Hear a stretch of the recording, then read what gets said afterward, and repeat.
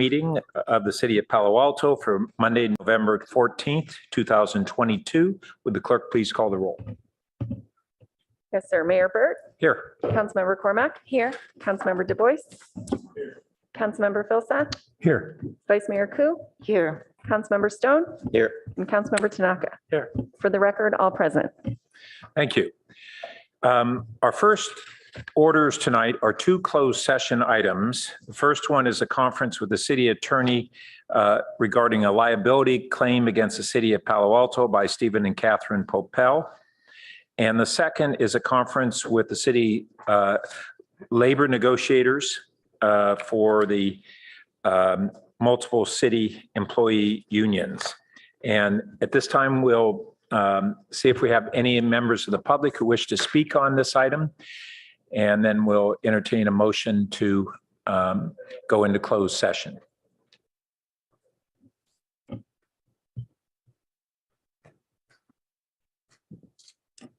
Mr. Mayor, there are no requests to speak. All right. At this time, we'll take a motion to go into closed session. So moved. I will second. Would the clerk please call the roll?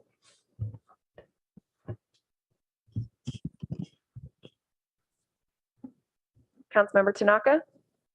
Yes. Councilmember Du Bois. Yes. Vice Mayor Ku. Yes. Councilmember Filsa, Yes. Mayor Burt, Yes. Councilmember Stone.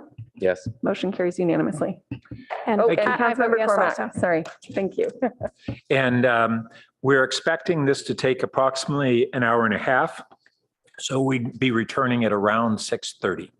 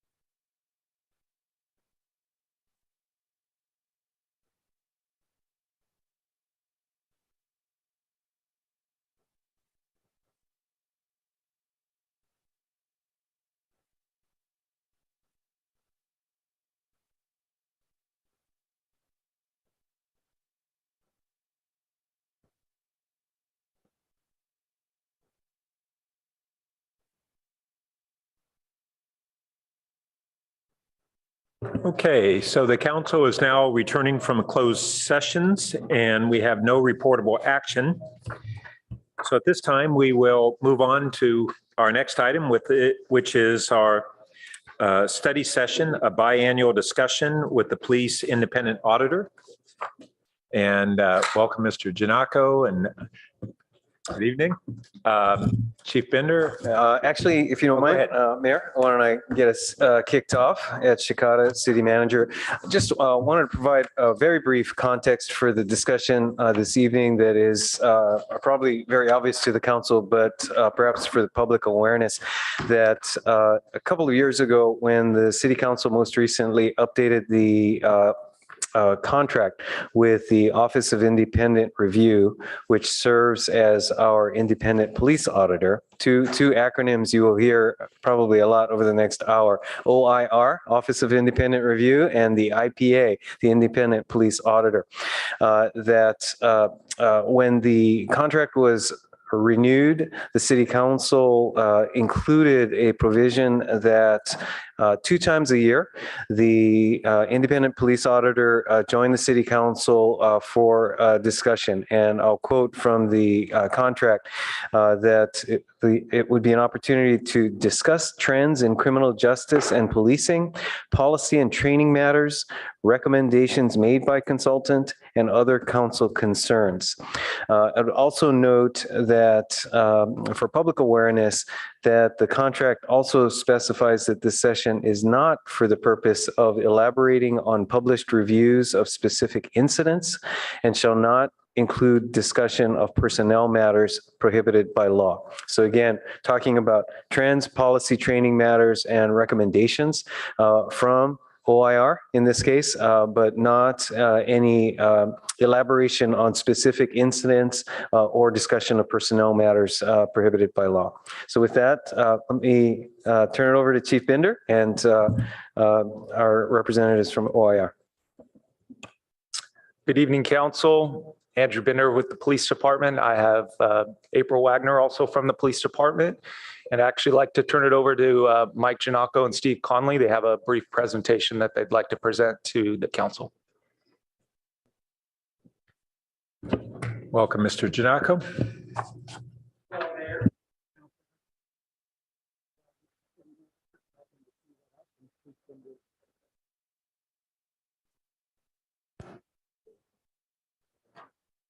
I'm good. So we are glad to be with you in person.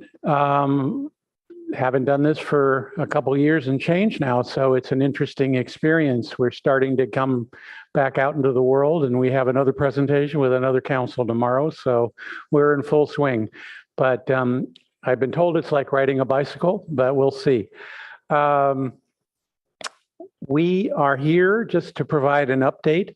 We certainly, as you all are well aware, in last month, you all released our most recent report that contains recommendations with regard to the cases we looked at the time. We are certainly going to be talking just a little bit about that review process, where we are, what we look to see in the future, and certainly are able to answer any questions that you all may have. But just to, if we go to the next slide, please. Just to provide a reminder primarily to your public, but also to you all. We have been doing this work for over 20 years now. We have been pleased to be the IPA for your city for now 15 years, which is one of the oldest assignments we have had throughout the state of California. Most and even larger cities having an IPA has grown significantly. And in our work that we continue to do throughout the state of California, we continually talk about the city of Palo Alto as being really leaders with regard to creating oversight for agencies your size. And you are still the oldest and one of only two independent cities or counties that have any oversight in the county. And that, I think, is a credit to sort of the forward thinking that your predecessors had back in 2007 when we first got started. And as your city manager indicated, our scope of work as a result of the work many of you were involved in a couple years ago, our scope of work has increased significantly with regard to the work that we do for you all. And I'll have Steve in a minute talk about that. One of the things we're proudest of is our ability to present and our ability to share with your community what we are finding with regard to the cases we are looking at. And as a result of that increased responsibility, we're finding more things. And as coming out of the most recent report, we identified 11 recommendations that we'll be talking about a little more detail. But I will turn this over. We're going to provide a very brief overview at a 50,000 feet level and then turn it over to any questions you may have. Steve Connolly is one of my most trusted colleagues. He's been with me. He doesn't look like it, but he's been with me for all these 20 years. And I actually got to meet him when he was a law student in my law school class. So I knew what I was getting, and I've never been disappointed since. Steve? Thank you, Mike, and good evening. Thank you all for having us. It's very nice to be here in person, and we were able to spend the day with the department, which I hadn't been there since 2019, and had a nice chance to catch up with Chief Binder and April Wagner and some of the other command folks. And it is good to be back in the city, and obviously it's a very valuable perspective to be here firsthand. So again, the presentation, we're just going to give you a high pass as far as some of the key features of the report, but obviously we are here to answer questions that you have, and we welcome the conversation. So if we could have the next slide, please. So just want to talk a little bit about process before we get into the substance. Our relationship with the police department is sort of an ongoing one. We are regularly in contact with the chief or one of his representatives to talk about new matters that are arising in the department or issues of concern. So we kind of keep a hand in and are able to stay up to date, particularly when new internal affairs cases or citizen complaints are entered into the system. We are also available on the website, and we serve as a public liaison. We don't get an overwhelming number of contacts from residents of Palo Alto or people who have concerns about the department, but I would say that, we probably talk to 10 to 20 people a year who have questions about the process or are unsure about what we do or want some assistance with the complaint. The first thing we say is that we don't do our own investigations. We're not here to independently investigate the department's work, but we're happy to facilitate, and we recognize that there are people who are tentative or sensitive about dealing with the police directly. So we try to make sure that if they have issues that they want to bring to the department's attention and we can help with that, then we do. When investigations are completed, then it's our role here in the city to review them. We have access to all the body-worn camera recordings and all the other investigative materials that go into the decision-making process, and have the opportunity to consult with the department. We also will review them twice a year, as you know, kind of systematically to look at, we talk about the individual cases and publish some summaries of them and of the outcomes.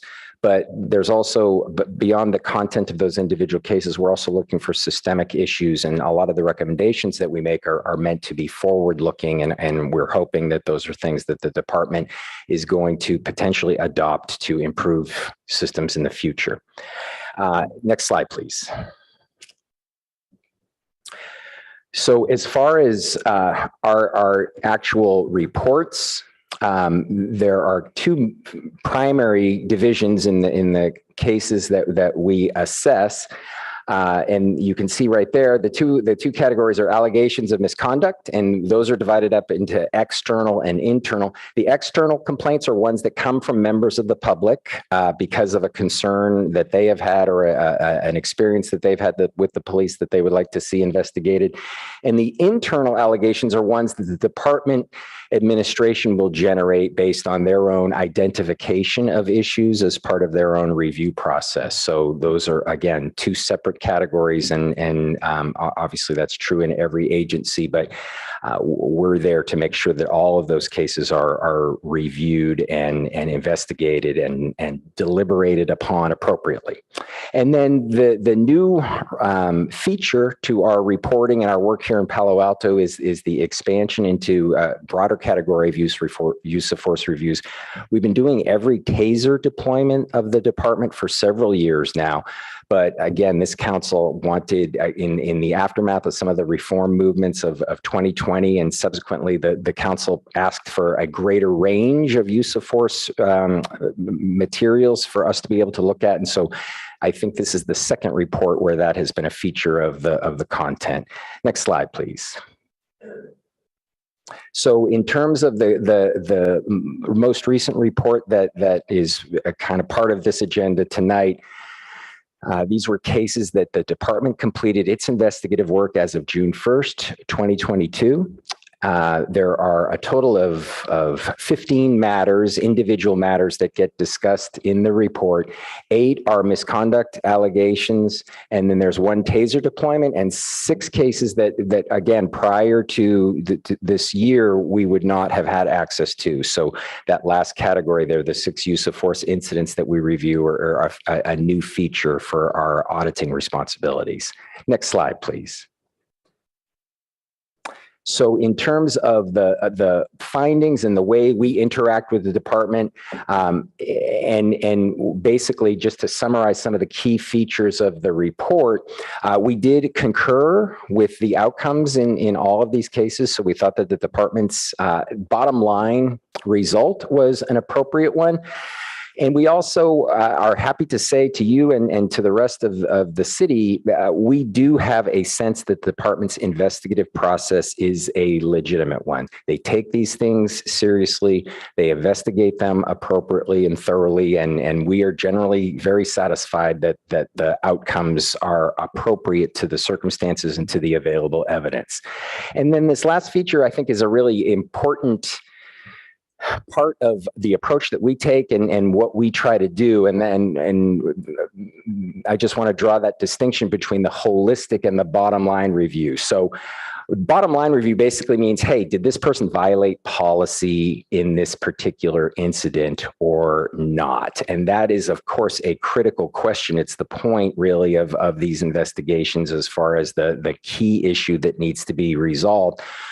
But we have found that the healthiest, most constructive and useful internal review processes are ones that go beyond that and don't just stop at that question, but say, hey, is there anything else about this incident, what we learned in this incident that we should be addressing in terms of either individual officer performance, or also, hey, maybe our policy could stand to be tightened up or clarified because it doesn't seem like the officers understand. And that, I think, we have seen over the years that the department has done a better and better job of approaching these things in a more comprehensive way and not just stopping with the yes or no, but really looking to see, are there training issues or performance issues or other ways that we should be responding as an administration, and we highlight some of those in the report. Next slide, please.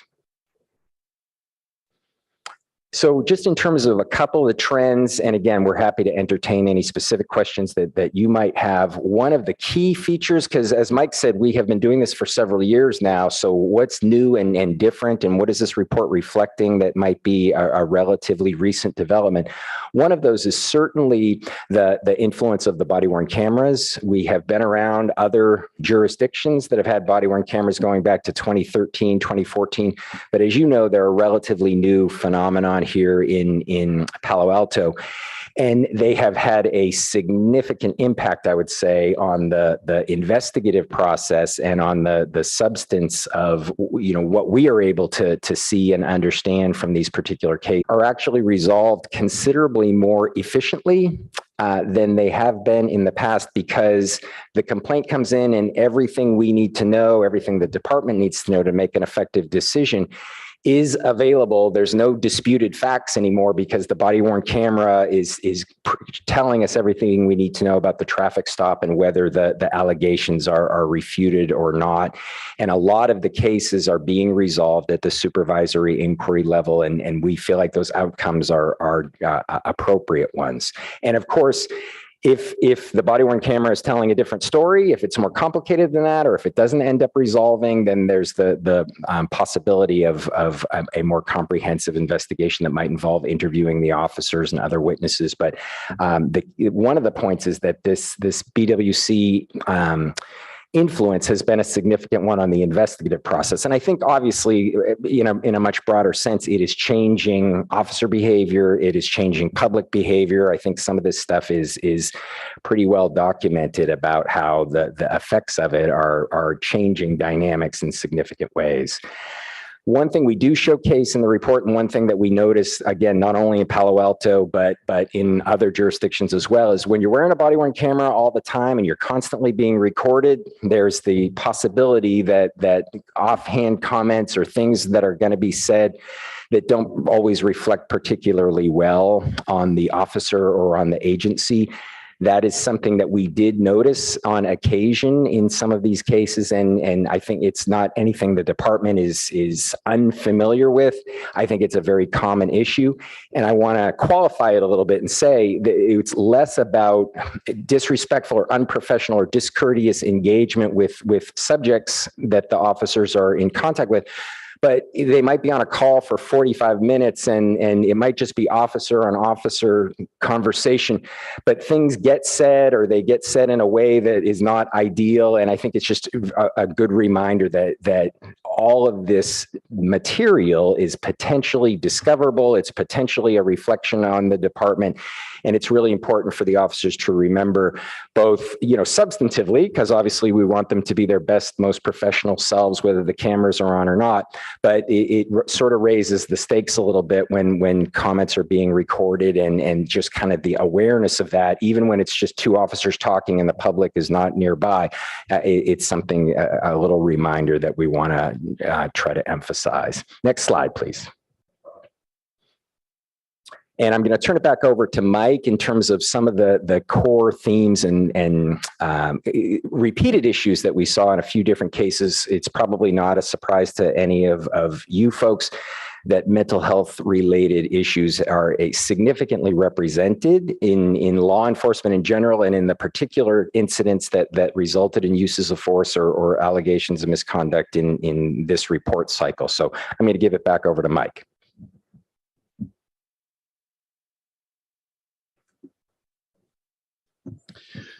Yes, where we do see conflict and allegations or complaints often involve those who are either in a mental health crisis or under the influence of alcohol or drugs or a little bit of both.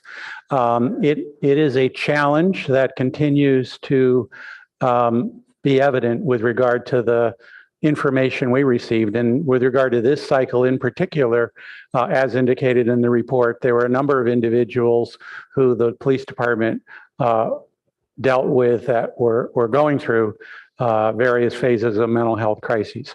To the credit of the county and the city, you all are supportive, as I understand it, with creating additional ways in which these individuals can be helped, assisted, and addressed through the co-responder model, through inserting mental health clinicians into the equation to assist the department in dealing with individuals who are going through mental health crises.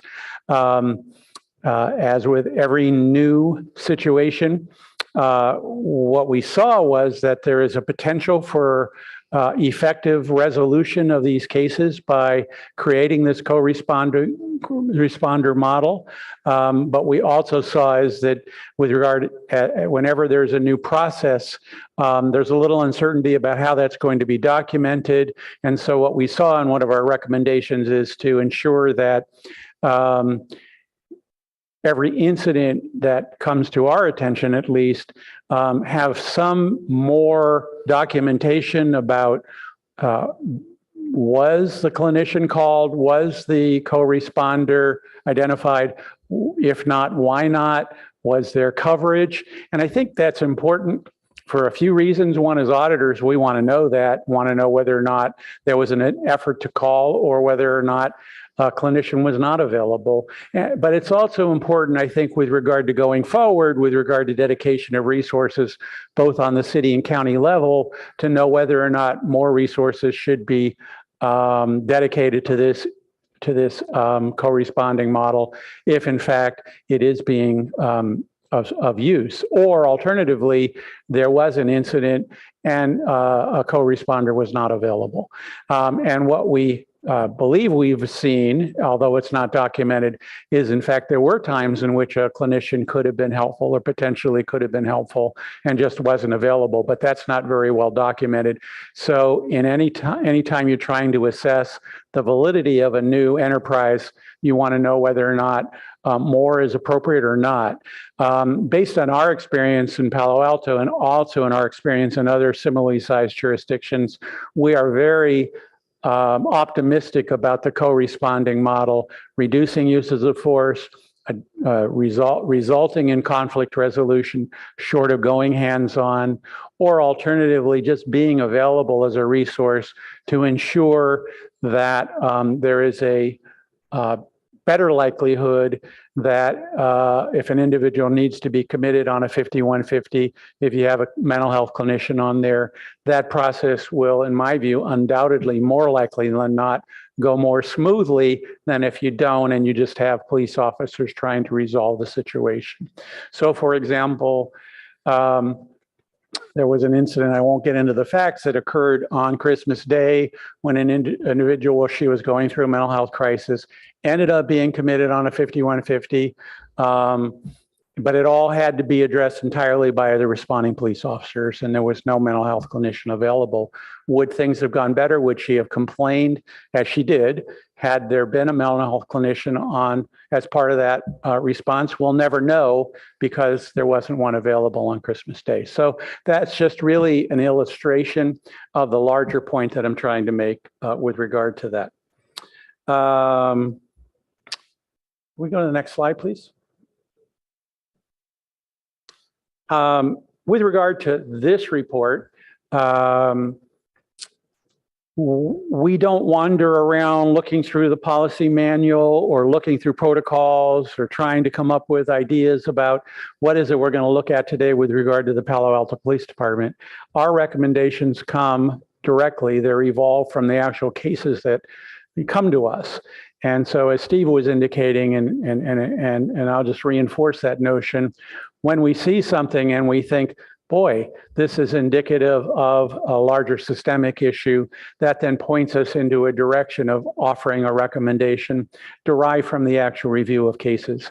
And so that's where the 11 recommendations from this particular report are derived. And really, it's intended as a forward-thinking model rather than going back and saying, oh, you really didn't do as well as you could with regard to this investigation, or, you know, this issue wasn't identified as part of the review process. It's really intended to be a forward-thinking type of recommendation so that the next time this police department is challenged with a similar episode, that they will be better prepared through different protocols to address them. We can go to the next slide, please. So as Steve indicated, there were 11 recommendations coming out of this report. I'm not going to go into detail with all of them, but I certainly can answer any questions that the recommendations might raise with you. And another feature that we really appreciate as a result of the last discussion we had over Zoom when we met with you earlier this year was the idea of having the police department respond to the recommendations. Yes, no, maybe so. And I think that kind of response is very helpful. It's helpful to us. I think it's helpful to your community to see whether or not the police department is on board or not with regard to our recommendations. And we were pleased to see, again, the police department put some thought together and provide a thoughtful response that was largely agreeing with our recommendations. I think that piece that you all identified was something that was missing from the protocols. And we appreciated that you all came up with that as I think an only greater way in which you and your community and the folks that live in Palo Alto and work in Palo Alto can see whether or not the department is agreeable to implementing these reforms. Go to the next slide, please. So we thought, again, we're not going to go into all 11, but these are 3 that we thought were indicative of the kinds of recommendations. Some of these are very weedsy recommendations that it would take too long to really talk about. But it's important to us as auditors to get them out there. But these, I think, create some of the broader issues or are indicative of the broader things we're looking at. One has to do with communication with complainants. And I'll tell you this, I think over the years, over the 15 years we've been doing this, we have seen dramatic improvement in the way in which the police department responds to complainants at the end of the investigation. If we were having this conversation in 2007, what a complainant would get would be essentially a form letter. Sometimes the name wasn't even changed, but the form letter would essentially say, thank you very much for your complaint. We have thoroughly reviewed your complaint and found that the police department did nothing wrong with regard to your concerns. We appreciate any response from the community. I can almost say it because I've read too many of them. I can say it from memory. Nowadays, the reports are more customized. The complaint letters are more customized. They provide more information to the complainant. There is a limit on what the department can do pursuant to state law with regard to that, but at least they're customized. So for example, one thing you can do, and the department is starting to do, is give the complainant a sense for what was done as part of the investigation. For example, we reviewed 3 body cameras.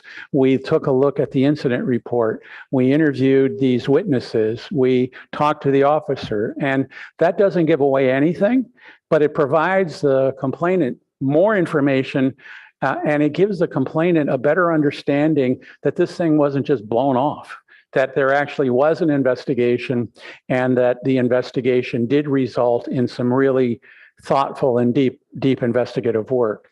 And it comes at no cost, except that it takes more time to write a letter like that because it's going to be customized. We did find one case in which we thought, again, that letter to the complainant could have had more information. And I think as a result of it not having enough information, it might have left the complainant with a lack of understanding about actually what the department thought of the conduct of the officer. And I think that's really important, is to make sure that the complainant has a better understanding. For example, if you ultimately find that the officer did not violate policy, but believe the officer could have behaved or performed better, in our view, you shouldn't write a letter to the complainant saying the officer did not commit any policy violations. Thank you very much. That last piece somehow needs to be communicated to the complainant. I already talked about, in our view, a step up, because there are no protocols with regard to how co-responders are going to be documented. And then the files that we looked at, the initial files, it was very difficult to learn, did they call the mental health provider? Was the mental health clinician available, not available? When there was one that showed up, what did she or he do with regard to trying to de-escalate the situation? And that information has not yet become available, and we hope that the packages will contain more information. Not that we need more work to do, but I think it would be a more robust audit if we had that information. And then we could also relate that on to you and your members of your community with regard to how that is working. And finally, the review template and holistic review of force. State law has now required that de-escalation techniques be featured in training, and that there is an expectation that when force is used, there is an expectation that the review process will contain an assessment about whether or not the officer used de-escalation techniques before going hands-on, or alternatively, some dynamic situations, there won't be time to do that. It's not feasible, but then that should be documented. And while we have seen those in reports, in the narratives, our recommendation was to carve that out as a different field so that the officer will be expected to relay that information in his or her report. So everyone will know whether or not there was de-escalation, if so, what it was, and if not, why it wasn't possible. And the same is true on the review process, that the sergeant who takes a look at the force incident also be sort of forced into making that kind of assessment. Unless that happens, we won't know, you won't know, the community won't know to what degree all the training in the world on de-escalation is actually taking shape and actually being implemented in the field. So we think that will be an important step to take on a forward-going basis. And we are thankful and appreciated that the department was responsive to that recommendation in a favorable way. Go to the next slide, please. And the next slide is the last slide. So I will just end by saying that, again, I can't emphasize enough, because it's not true in every jurisdiction in which we work, but I can't say enough the degree of cooperation we have from your leadership of your police department. I know you have installed a new leader, and so far things are going great with Chief Binder, and we expect that they will continue to do so. We have never, ever had any issues with regard to being provided information, the information we need to do our work, and we're appreciative of that. And we also think that, unlike some other jurisdictions who will remain nameless unless you make me tell you, that we do get a thoughtful response whenever we write a report, whenever we have an issue. And those responses are really a testimony to the interest that leadership in the department has with regard to the work that we are doing. Another feature that I think we are also very proud of, and I think is continuing to work well, is that one other stop we make along the way before we finalize our report is we have a discussion with the leadership of the police association. And while we all are not always going to agree with the association and their perspective, that input, the ability to dialogue, the ability to relate to the association in a productive way, I think is very helpful, and it provides us an opportunity to hear from them about the issues that, as representatives of the line officers, they may have. And so we appreciate that and appreciate the fact that it's built into our review structure. Mr. Mayor, council members, I'm going to end. I'm a reformed lawyer, so I could go on all evening, but I will not do that. So if you have any questions or comments, we are all ears, and appreciate your attention and support on our project. Thank you. So maybe we'll go ahead and hear from members of the public first and then go to the council. Do we have members of the public who wish to speak?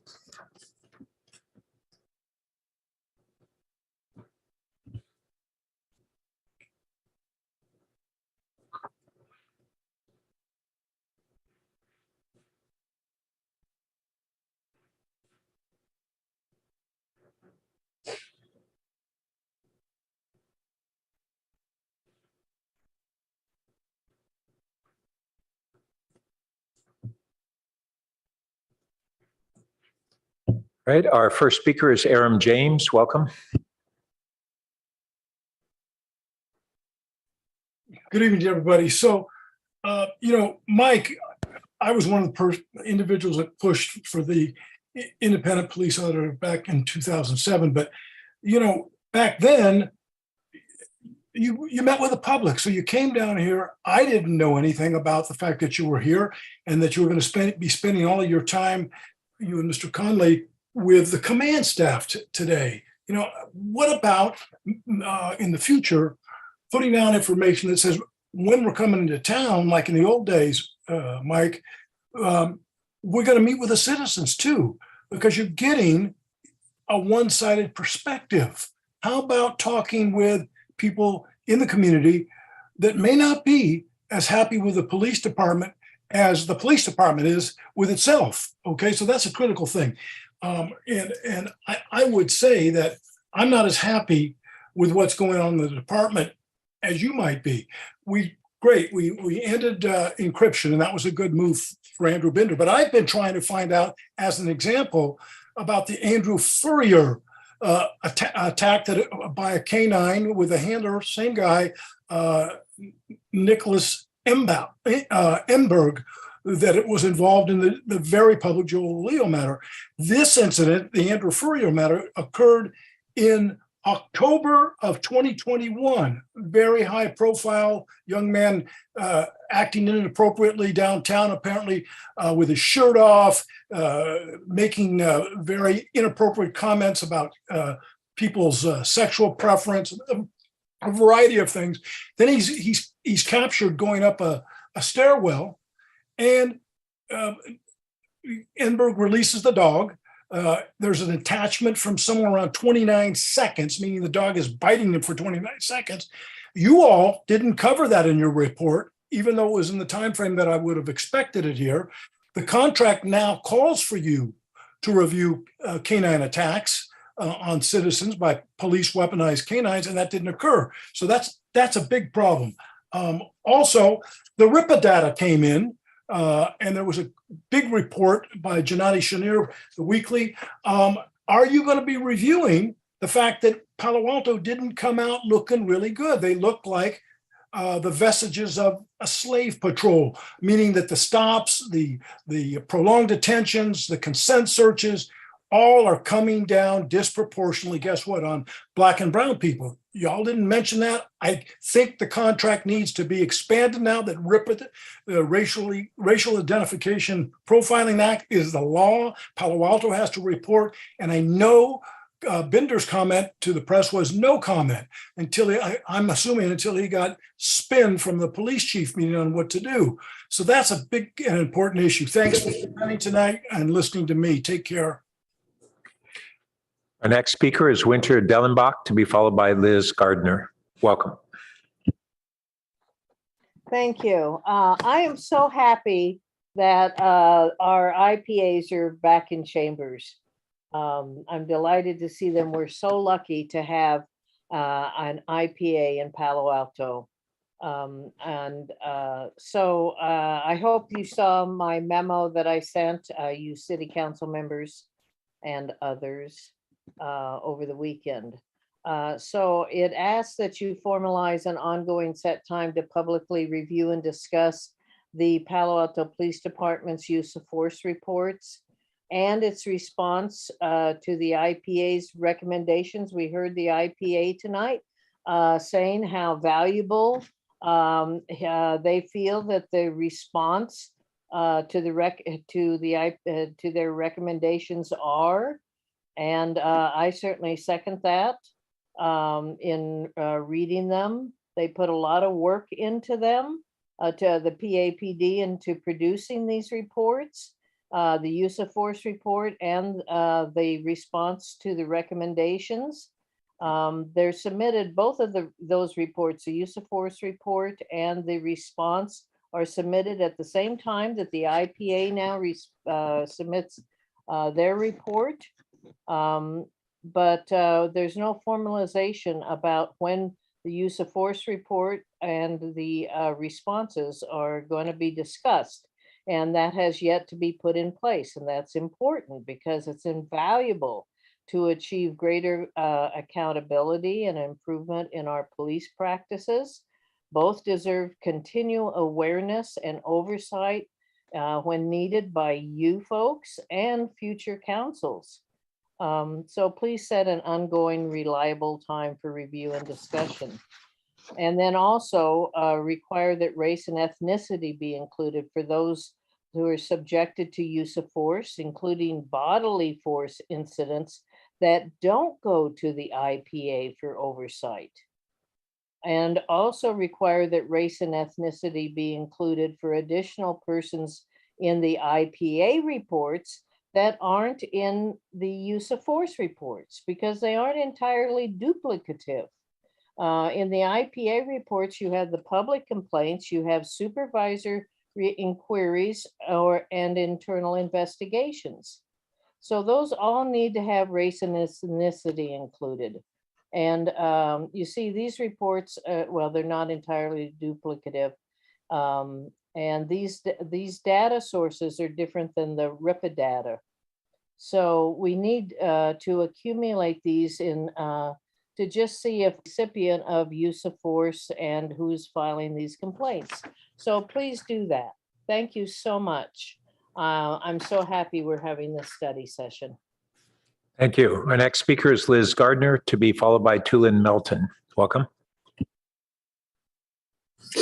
Hi, thank you for this report tonight. I came in a little late. I was intermittently listening, and I wasn't sure what this audit included for youth. My own family member, my son, was held up at knife point on one of the bike paths a couple of months ago.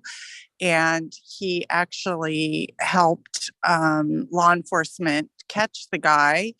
However, because he's underage, I was not informed as a parent that they had come to our address and met my son and then taken him to ID the, I guess, so-called criminal. And that was not, I was not comfortable with that as well. My son was pulled over the other night. He was wearing all dark clothing and he was coming from work and coming directly home on a Thursday night at about 10 o'clock. He was detained and he was asked for identification. And I was not aware that he had to carry identification on him on the street. I would like more oversight on socioeconomics. Once they found out where he lived, we live in a very low income apartment complex in Palo Alto. And, you know, I know there's race and ethnicity, which is very critical, but I would also like to be included there as socioeconomics. I do have to give the Palo Alto Police, every encounter that I've had with them has been really welcoming. I have to say that. I also know that my own son, who has had these two interactions with police when he was 8 years old, I did have him about 8 feet from our apartment door. He did witness something that happened outside of our address. It was just somebody going down the street that was taken down by a police officer. This was back in 2016. And, you know, because I was watching the whole thing, he happened to see it too. I kept my door open about 6 inches, and I just wanted to make sure that the police officers were not doing anything abusive to this person. Anyway, I really think there needs to be more of a socioeconomic detail on it. And yeah, that's all. Thank you. Thank you. Our next speaker is Tulin Melton, to be followed by our final speaker, Severino Ortiz. Welcome. Thank you. I owe this committee an apology. I am new to the Palo Alto Chamber, and I'm here only as a volunteer. So I don't believe that my comments are relevant at the public comment. I was here to speak independently. Would you like me to move forward or stop?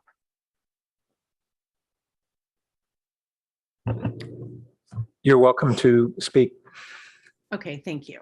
I am a volunteer with the Bill Wilson Center, a local nonprofit in Santa Clara County that's working to end youth and family homelessness. And this evening, I wanted to let everybody know that November is Runaway and Homeless Youth Prevention Month. It's a nationwide campaign spearheaded each November to increase awareness about homeless youth and young adults in our community. Excuse me. This is especially critical in Santa Clara County, as our county now has the 4th highest population of homeless individuals in the entire nation. And California has the highest rate of unaccompanied homeless youth. Currently, 2,500 homeless students are enrolled in grades K through 12. excuse me, on any given night, more than 1,100 children are sleeping in the streets.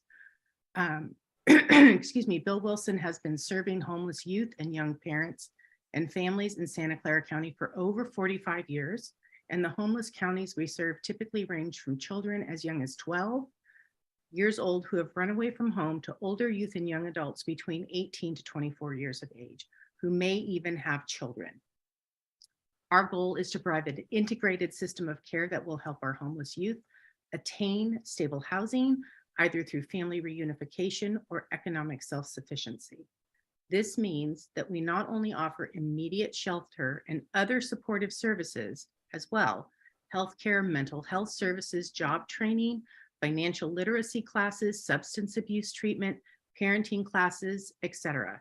In fact, 69% of homeless youth report suffering from a mental health trauma. We encourage you to reach out to our agency and visit our website at www.billwilsoncenter.org. And if you know a young person who is in need of support, they can reach our Here For You call center at 408-385-2400. The center is staffed 7 days a week from 9 a.m. to 7 p.m. and we accept clients from all over the county. Thank you for your time this evening. Thank you. Our final speaker is Severiano Ortiz. Welcome. Hello. I'm like new to this. I first heard about the IPV like right now. So I'm only here to like ask a couple questions or inquiries. So the de-escalation techniques are like, I was wondering what they were. And I was also wondering about like when force is necessary, and also about like what acts as like a mental health issue that will help, I don't know how to say, with the co-responsive thing. I also have a couple of questions about how, like I know you guys are like the IPA do like review cases twice a year. So I was just wondering how many cases they review like each time, and how many reports they give out, or is it like just one or two? That's all. Thank you.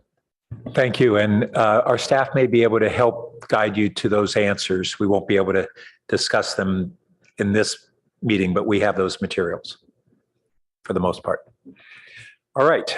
So let's return to the council. And questions and comments.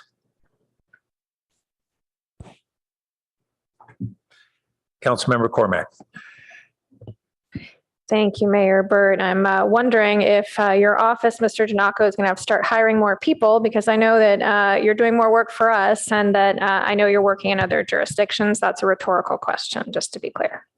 That's for a time we're discussing the contract. I really appreciated slide 6. We spend a lot of time on audits. Our performance auditor, our financial auditor, and having a police auditor is part and parcel of that, with in many respects a higher level of responsibility. So to hear you say that in this instance, and I think it's been mostly true in the past, that you concur with the outcomes of the department's internal findings, and that the process is legitimate, is an incredibly important thing. And so I just want to acknowledge that statement. I hope and expect our department to continue to maintain that level. So the city manager said we were supposed to talk about trends, policies, and training tonight, right? Okay, I've got one question on each of them. And the first is on tasers. What trends are you seeing? I mean, we see what we have here, and we can certainly read newspapers, but what trends are you seeing with the use of tasers and their effectiveness?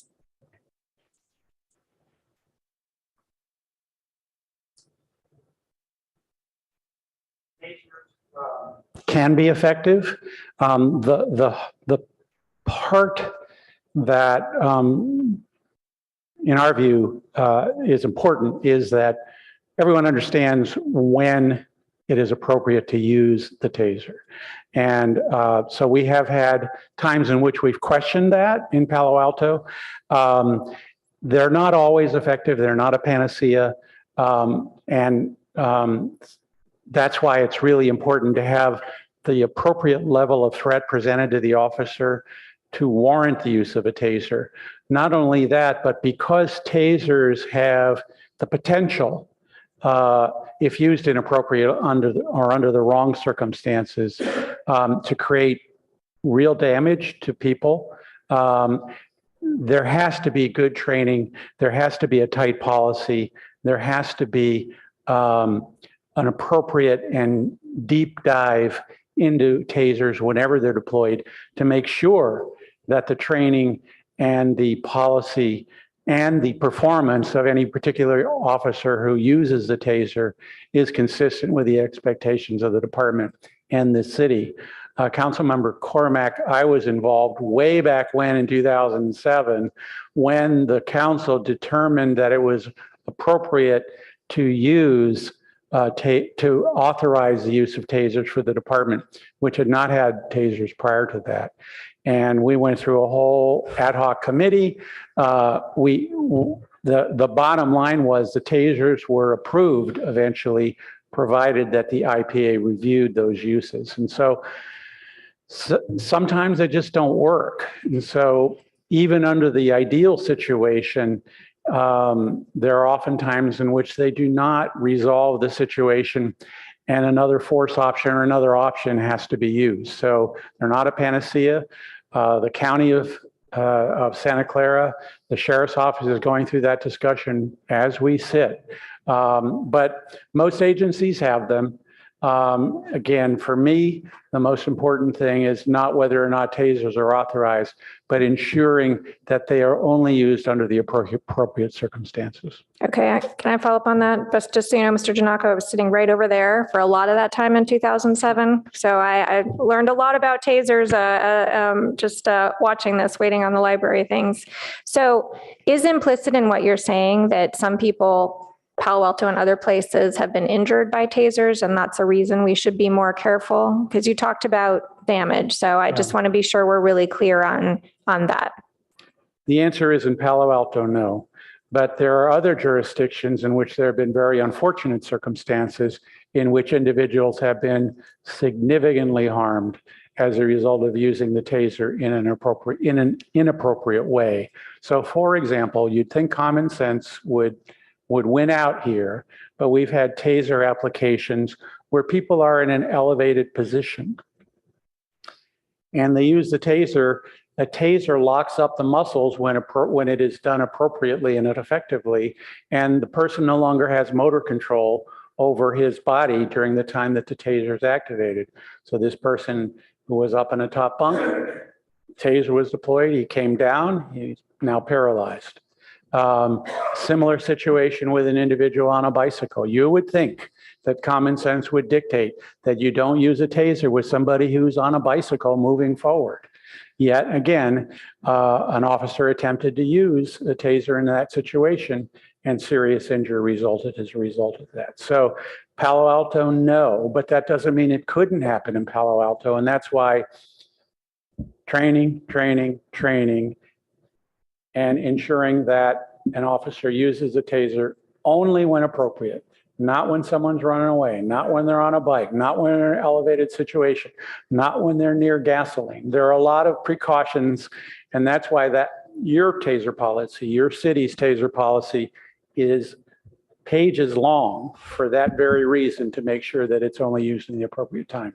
I guess my follow-up is these were intended to be less lethal, right? Have you seen in your work here and elsewhere that there have been fewer shootings because tasers are available to the police force?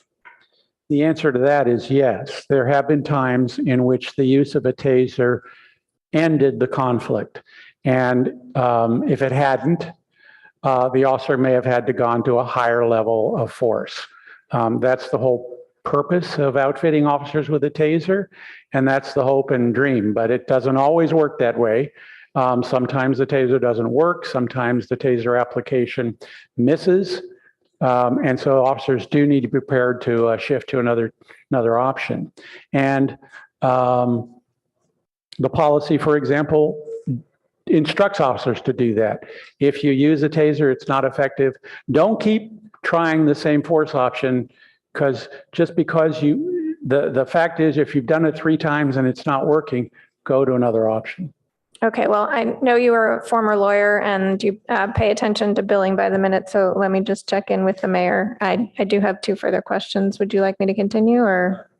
Go ahead if you can do them quickly. I can ask them quickly. Okay, that's helpful. Thank you. From a policy standpoint, I have been troubled over the years by some of the language that we have seen documented, and I understand that, you know, in your description, Mr. Connolly, you said often this is peripheral, not related.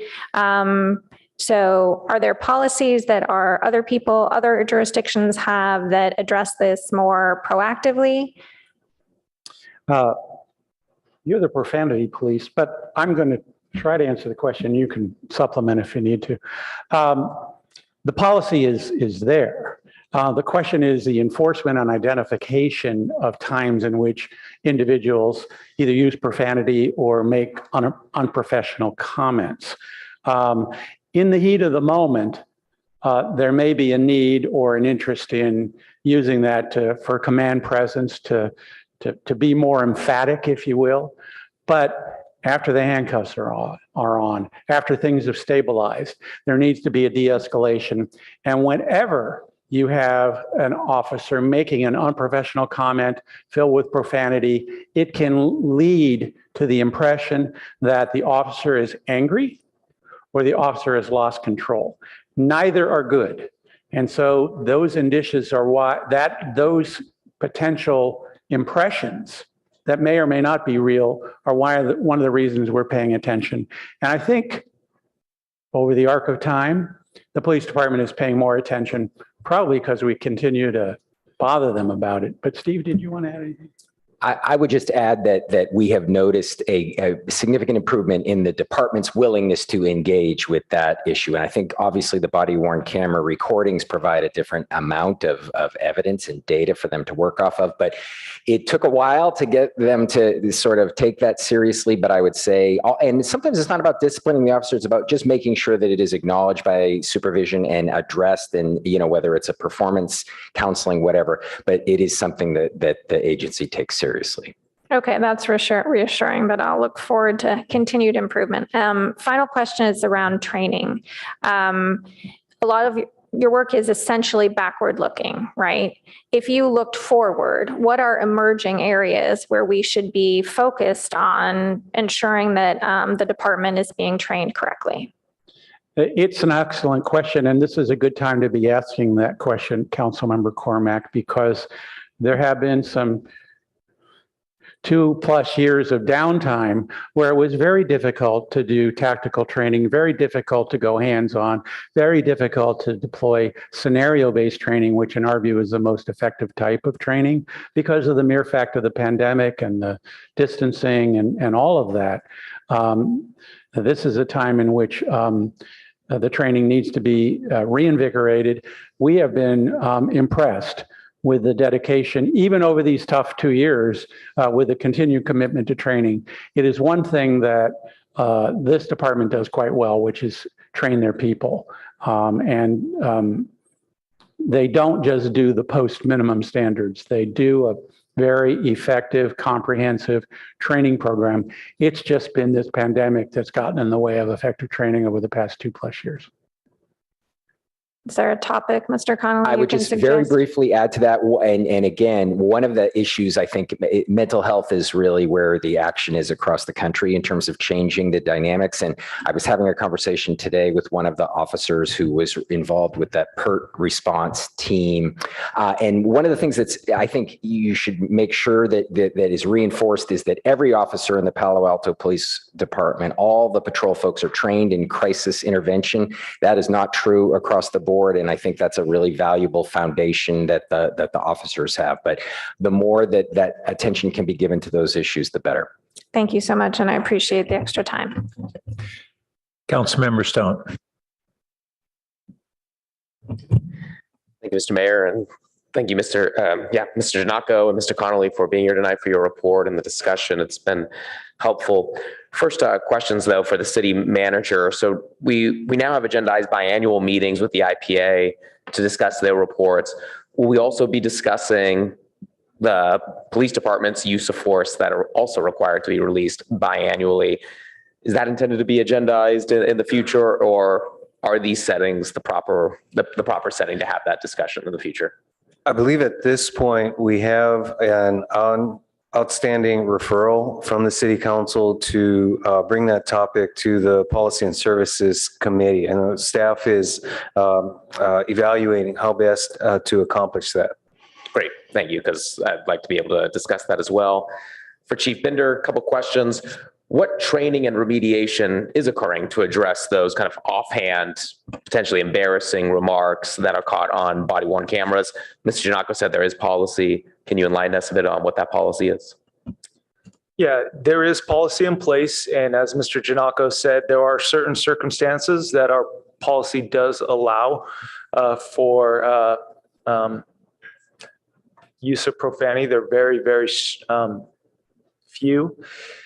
For the most part, when the review process takes place and it comes to the attention of the supervisor, that officer, depending on whether it's a one-off or if it's an ongoing problem, that's brought to the officer's attention. And then depending, generally, from my recollection, we don't have repeat offenders. Mike and Steve could correct me. So we'll bring that officer in. We'll generally provide counseling, set expectations, provide training if necessary, i.e. going over the policy, and then concluding at that.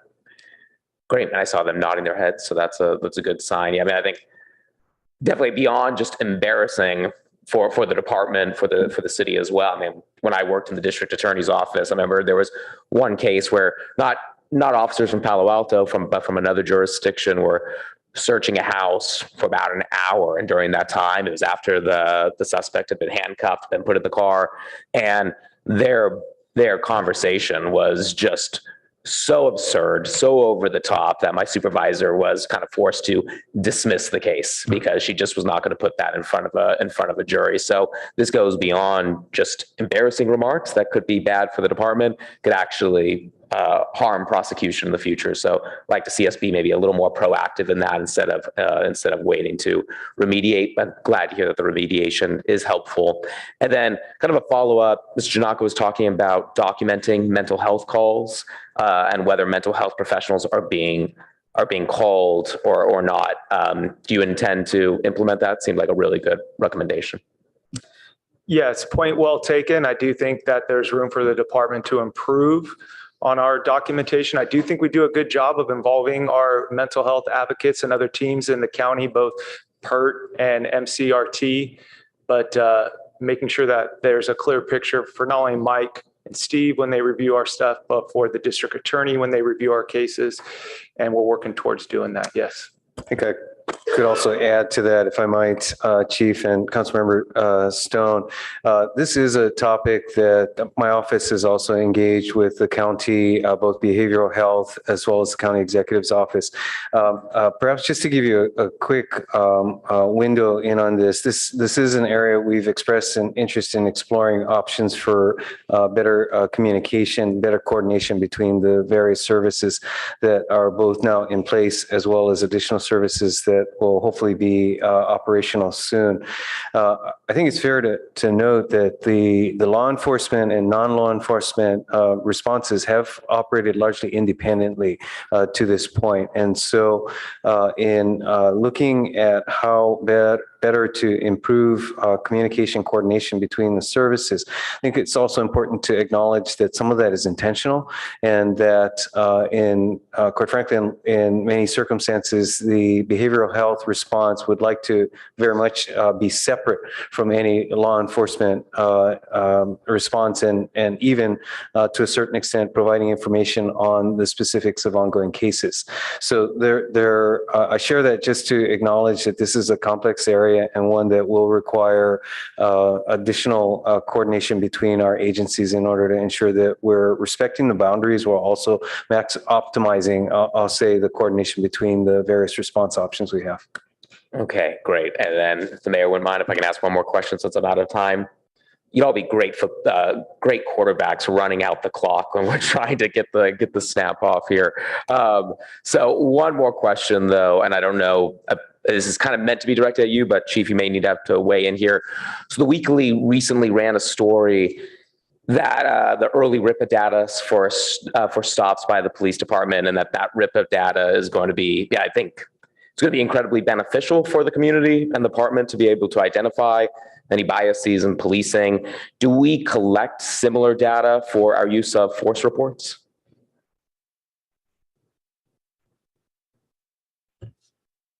So, and this is consistent with Ms. Dellenbach's point earlier, and I am supportive of collecting that race and ethnicity. I mean, we do have that data. I think the question for us within the police department is what's the best and most appropriate time and place to give that data.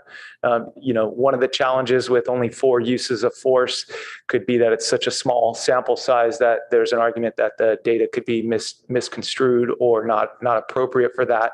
But the police department is, in addition to the RIPA data that's going out, the police department is supportive of providing that detail for use of force and other incidents as we move forward. We just got to determine the best way to do that. Could be at when we report out on our RIPA data. It could also be at some form of year-end review with the police department. So we're open to doing that.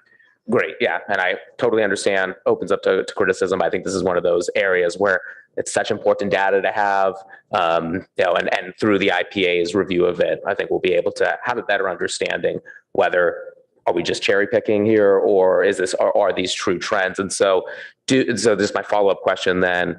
Do you see that demographic data being used in other use of force reports in other cities? Councilmember Stone, it varies. Some agencies do report use of force. The counter to that is, as Chief Binder said, in smaller agencies where there aren't that many times in which force was used, I'm not a statistician. I took it in college and that was it. But I can say that, at some point the sample size gets too small for there to be any meaningful analysis, which is why I think the push at the state side is on arrests, citations, and ones that have larger volumes so that you can actually have something meaningful come out of the numbers. We don't do it in our reports in part because we've only got 15 incidents.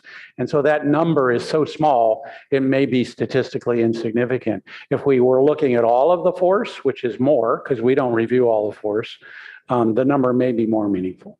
Okay, thank you for that. I still think it'd be relevant and interesting to see. Thank you. Vice Mayor Koo. Thank you for being here tonight.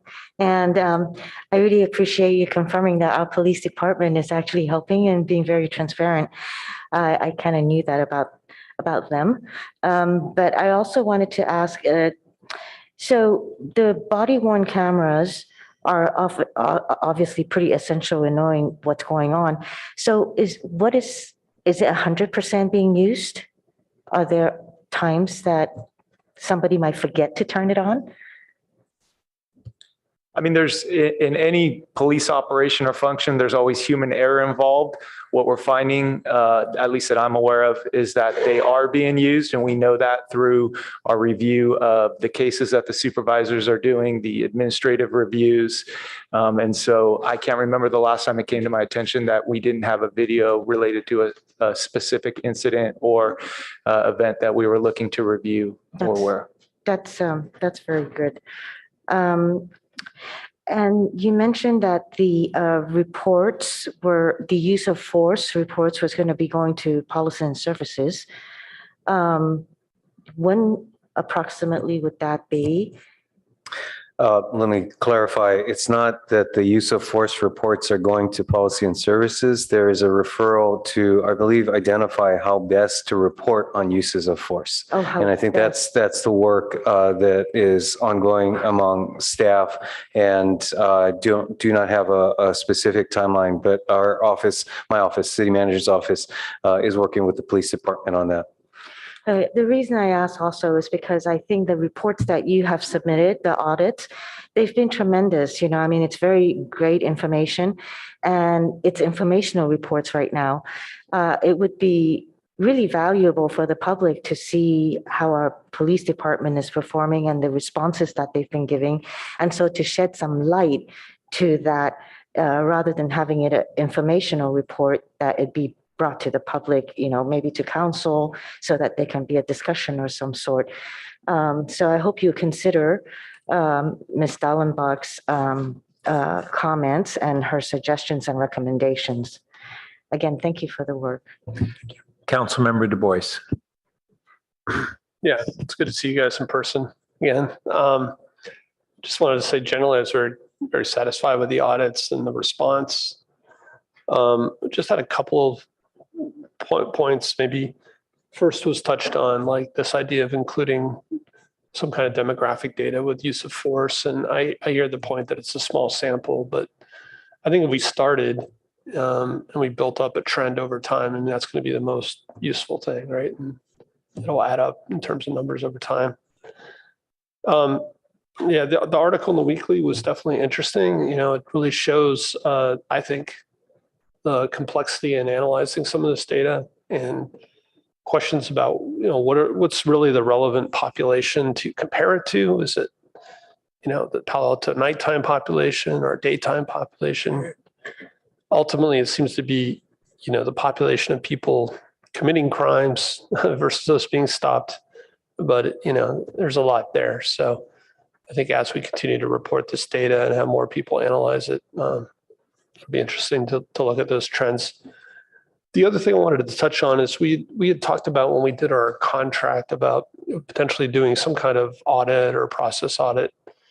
And with you guys coming here twice a year, makes it kind of difficult to propose one, get a proposal back and execute it. It's like a lot of time goes by.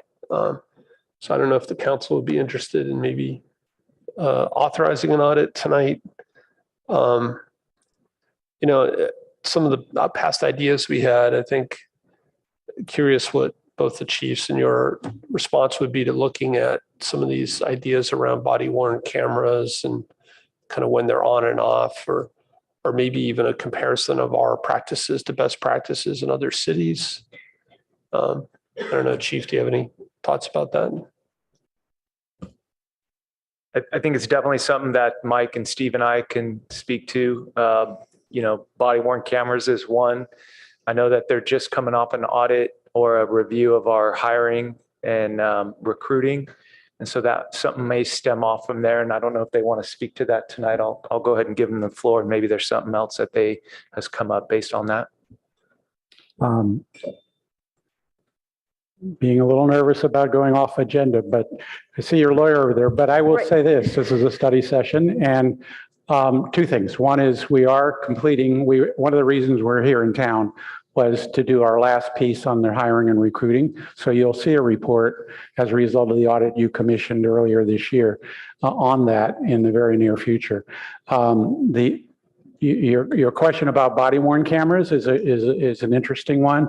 We are the IPA for the city of Burbank, and we just completed an audit for them on to what degree body worn cameras are being used consistent with the expectations of the agency, and did a public facing report with regard to that. So we have done that, and we find that has been insightful.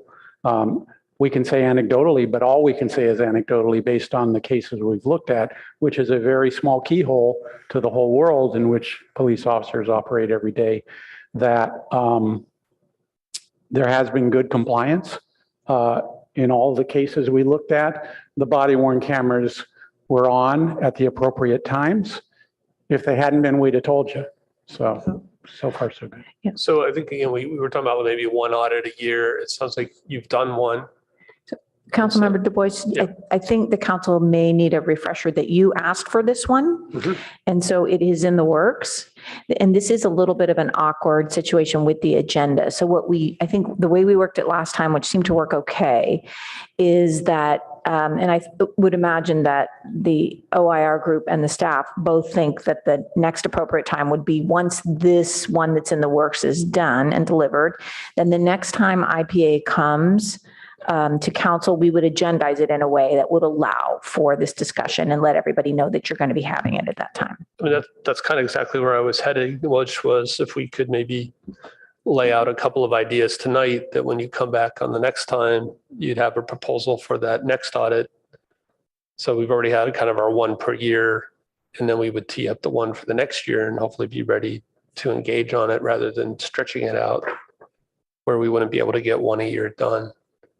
So I would just suggest maybe council could propose a few topics, but the chief and OIP would come back in their next visit with a definite proposal for what that second audit would be.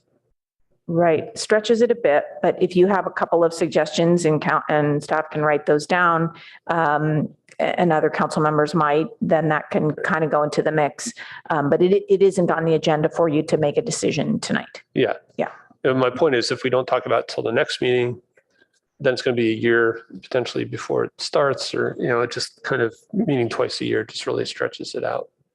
So I would definitely be interested, and I won't be here next time, but when you come back next time, if you had a definite proposal that of an area that you guys both thought there would be value in, the one that I've heard is the body worn cameras, but there might be other areas. But again, just in terms of process, I think it'd be great to kind of get into a rhythm of maybe getting ideas in one meeting, coming back 6 months later, and then maybe delivering it 6 months later. So we kind of get into a cycle. So I was reminded by Mr. Connolly that last time we had this discussion, there was some, and to Councilmember Cormack's questions earlier, some discussion about doing an audit of the training programs done by the city, by the police department. That could be one that we could also offer maybe on a forward going basis. And again, I think we're really hoping it's a partnership where it's a tool that's useful to the chief. It's useful to the council. So thanks. Yeah, I think Councilmember Du Bois's questions maybe suggest that we should routinely fold into this meeting a discussion of and agendize it so that we can have a proper discussion of potential scope of work of upcoming audits. And I just, I appreciate the other concerns on how do we have on the meaningful demographic analysis, on the use of force, and whether we need to consolidate enough data points to have it meaningful from a 1 year or a 2 year period. I'd like to have that come back to us with staff recommendation on that. And then I'm also going to be interested hearing back on what portion of our mental health and behavioral health calls were not able to be met by the current PERT and MCRT staffing, because we were very fortunate to be able to get as much staffing as we have there, and we know we don't have it 24/7.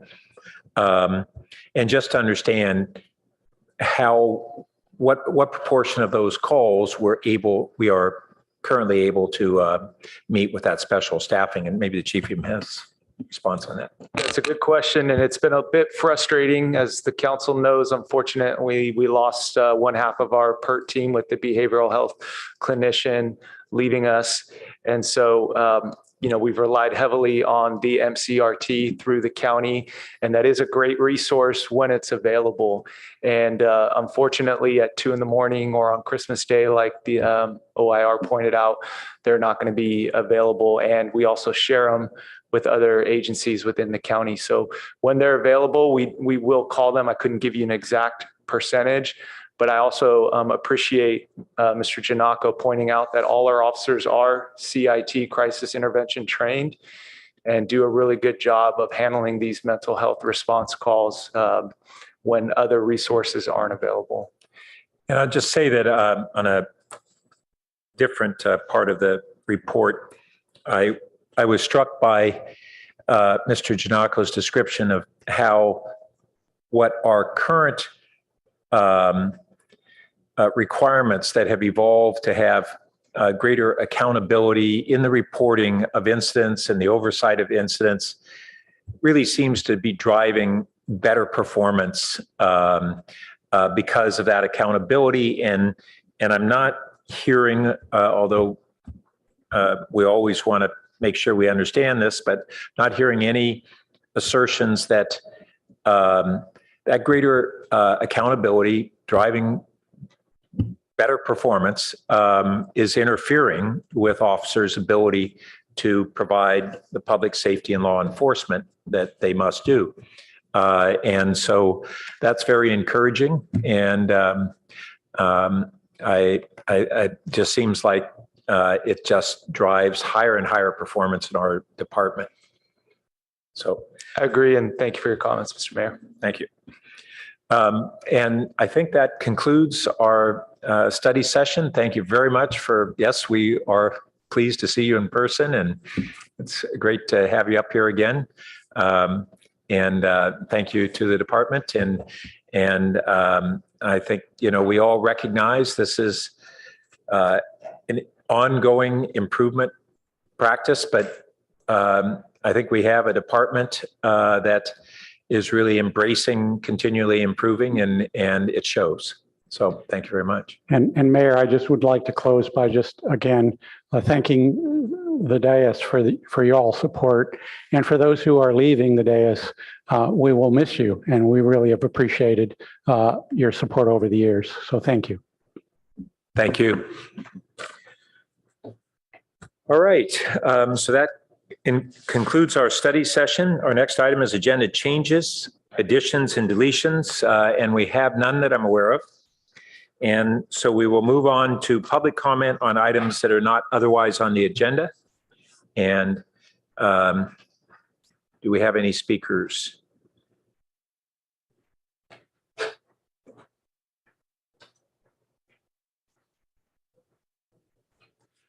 Our first speaker is Matt Schlegel. Welcome.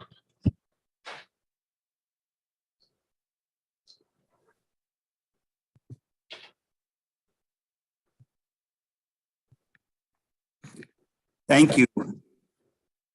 Firstly, I would like to thank city staff, council members, and community members for all your terrific work on formulating the SCAP plan, and specifically the heat pump water heater pilot program.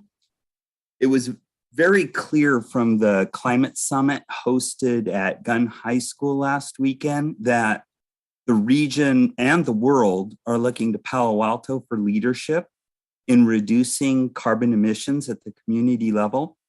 And we can't let them down, and we can't let ourselves down. For our pilot program, we have a goal to replace 1,000 fossil fuel burning water heaters in the calendar year 2023. I estimate that our community replaces roughly 2,000 water heaters a year. So our goal is to replace about half of those with heat pump water heaters.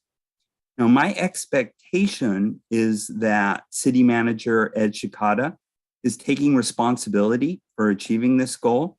And I'm looking to Mr. Shikata and his team to report progress on the program and to highlight any obstacles his team encounters and to ask for any help his team needs to achieve the goal. At this point, financing and logistics plans appear to be ironed out, but I'm still unclear on the communication plan that will raise awareness in the community and promote this amazing program to all eligible residents. Over the last few years, Palo Alto offered a rebate program to install heat pump water heaters. About 100 residents took advantage of that program, myself included. So to meet our current goal, we need 100 residents to switch to heat pump water heaters every 5 weeks. So clearly what was done in the past will not suffice to meet our new goal. And I request that Mr. Shikata and his team present a plan that will communicate the new program to all Palo Alto residents in a manner that will not only enable us to reach our goal of 1,000 replacements in 2023, but will scale to 2,000 replacements in 2024 so that we're no longer installing infrastructure that locks in another decade of burning fossil fuels.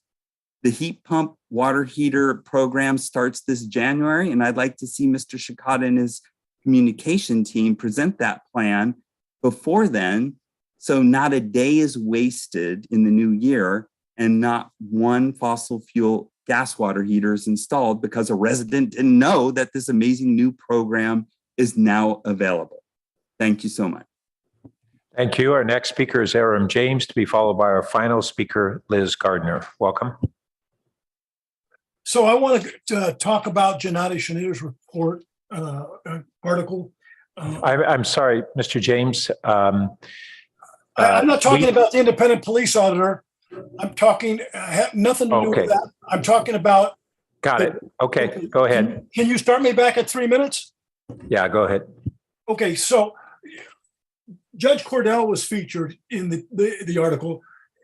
Here, a lead line from the report is, and you know, she was the independent police auditor in San Jose very successful for a number of years. So she's a specialist in this area.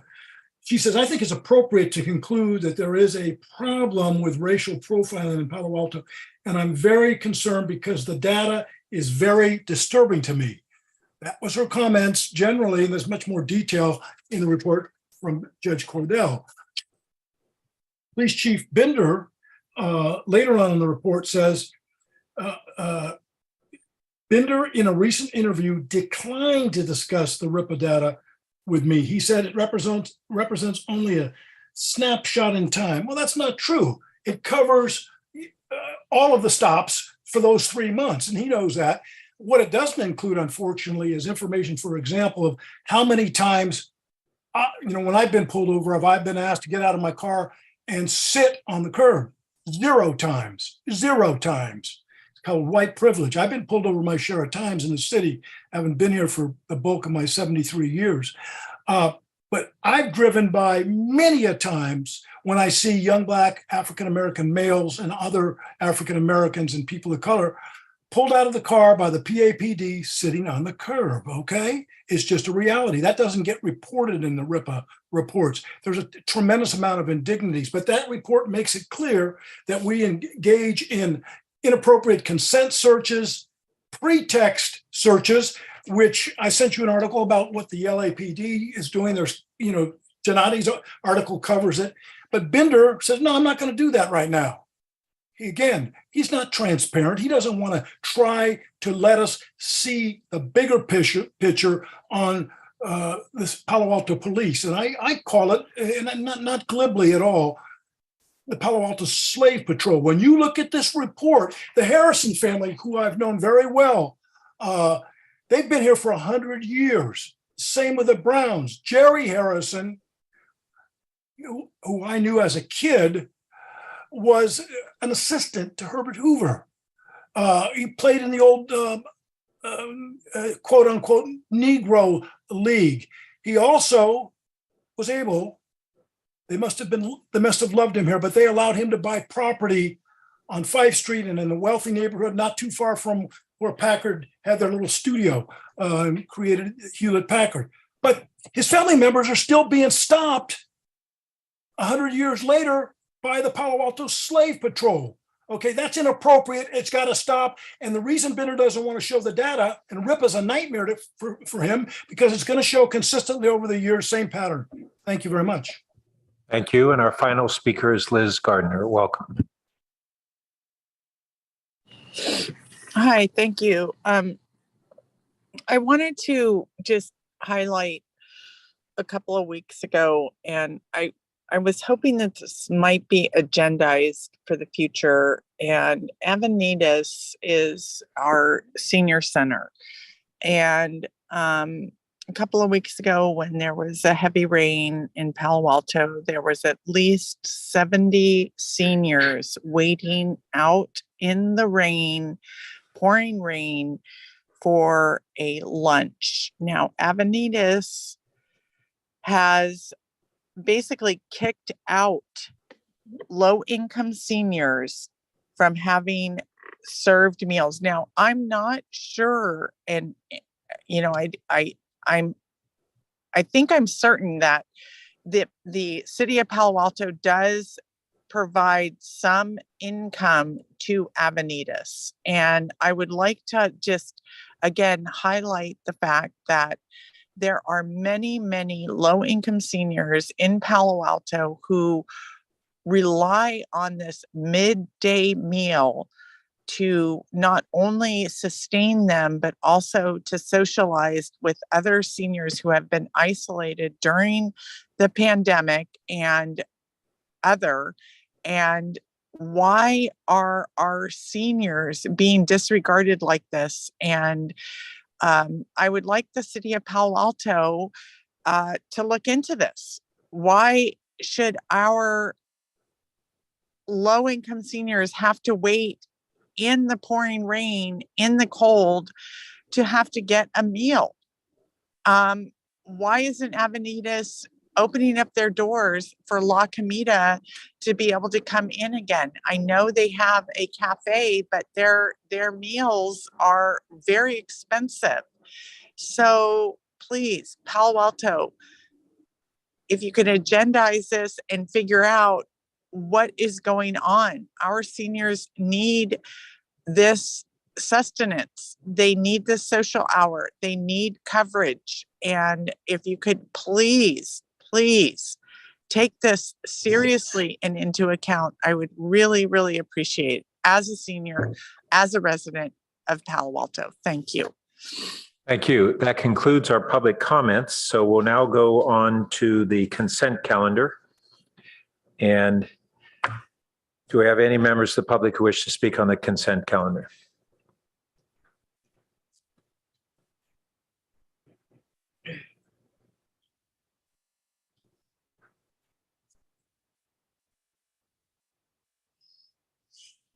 Our first speaker is Julia Zeitlin. Welcome. Oh, is that on this item? No, sorry. So we have no members of the public to speak on the consent calendar. Do we have a motion to approve? So moved. Mr. Mayor, we do have a hand raised. I apologize. Another one. Specifically on the consent calendar? All right, Ms. Gardner. That was Pierce.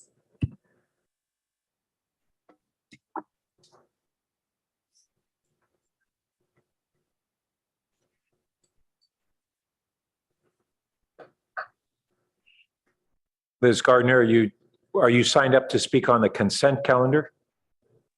No, I am not. Okay, thank you. All right. So I am seconding the consent calendar and I see no lights. So can we please vote on the consent? And I'm sorry, I apologize. Who was the motioner and the seconder? Motion by Cormac, second by Burt. Thank you so much.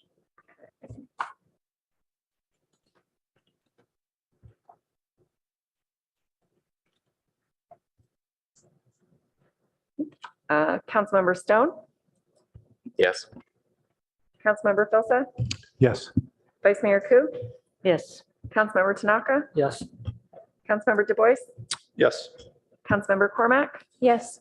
and Mayor Burt. Yes. Motion carries unanimously. Thank you. So our next item is city manager comments. Mr. Shikata. Thank you very much, Mr. Mayor and City Clerk. Thanks. Let's see if I could request your help on slides.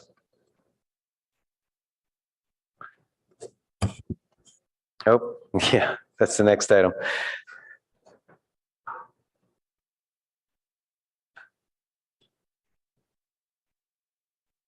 I don't, just a little commentary. I don't know how the city clerk does keep up with the various PowerPoint presentations and items. along the way. So that, next slide, please. Thank you. Well, all right. So we didn't have a coronavirus update for 1 week. And this week, really not issue of concern per se, but do want to flag a few items for council and community awareness. First off, that the scheduled testing at Palo Alto sites performed by the County of Santa Clara is coming to an end this month. The final dates that are scheduled are November 20th and 30th at the Palo Alto Arts Center. That said, we appreciate the county's partnership in providing the testing sites and opportunities for community members really close to the last 2 years, and would note that we continue to have additional testing sites and schedules available through our website at cityofpaloalto.org/testing. Also noting that we are now in this fall headed into winter, dare I call it trend, that it is a good time to remind community members to get vaccinated or boosted, both for COVID as well as flu vaccines. And so information is available at sccfreevax.org. And then finally, to note that the county, or actually the state public health department does now provide a new dashboard that is tracking both flu and COVID-19 trends. With the website noted here, it's CalCat, CALCAT. I believe that's the an analytics tool or something to that effect. calcat.covid19.ca.gov. Providing that information for community members for your reference. Next slide, please.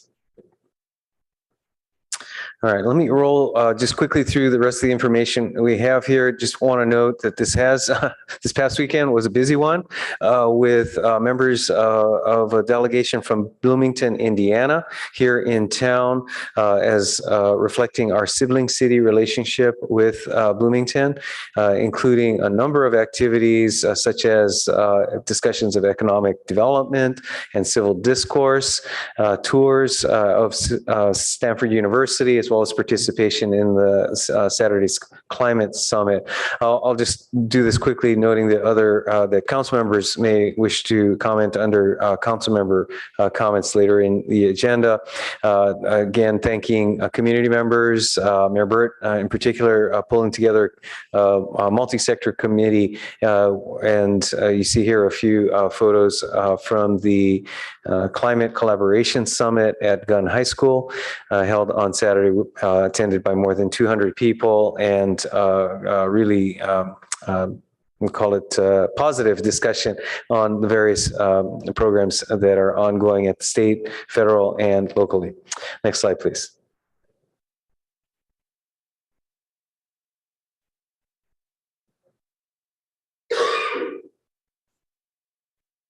All right, just also noting a few upcoming issues for community awareness that certainly will affect travelers around town.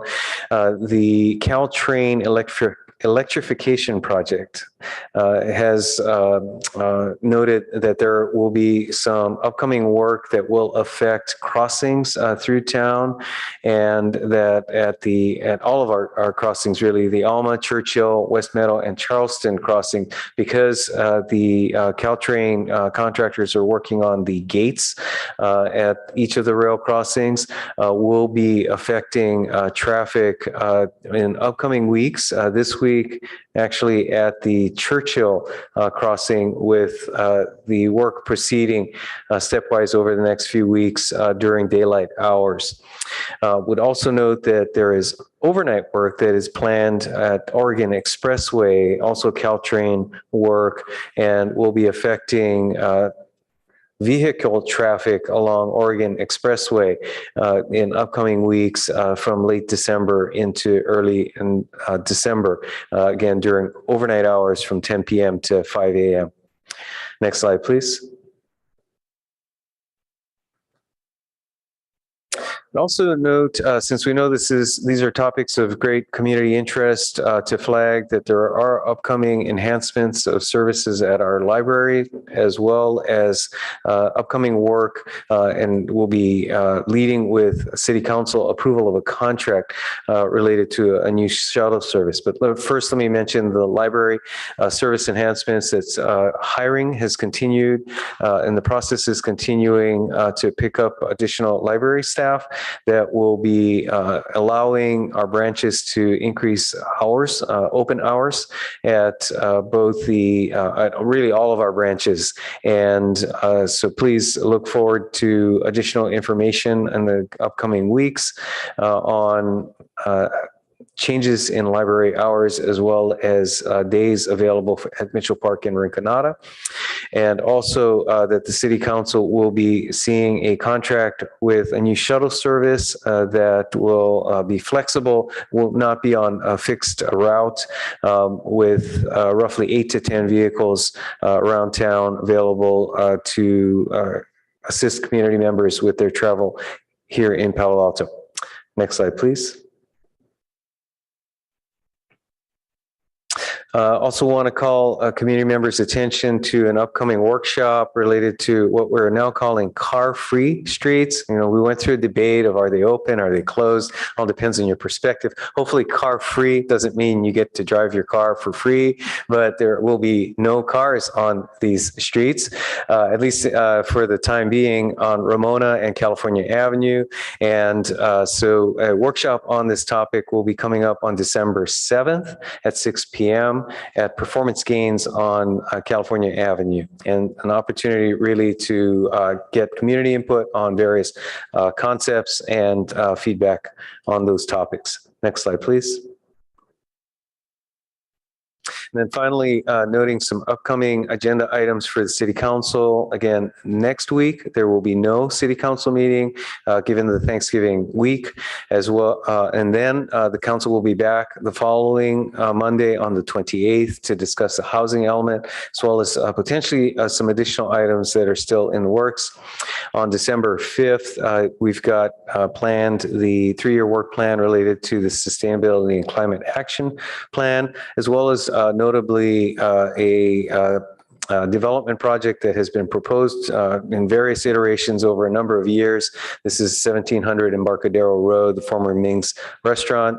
And then at your remaining meetings on December 12th and the 19th, scheduled updates and actions related to the electric utilities hydroelectric rate adjustments, the follow-up report to a grand jury report on ballot measures, and then finally the fiber to the premises project.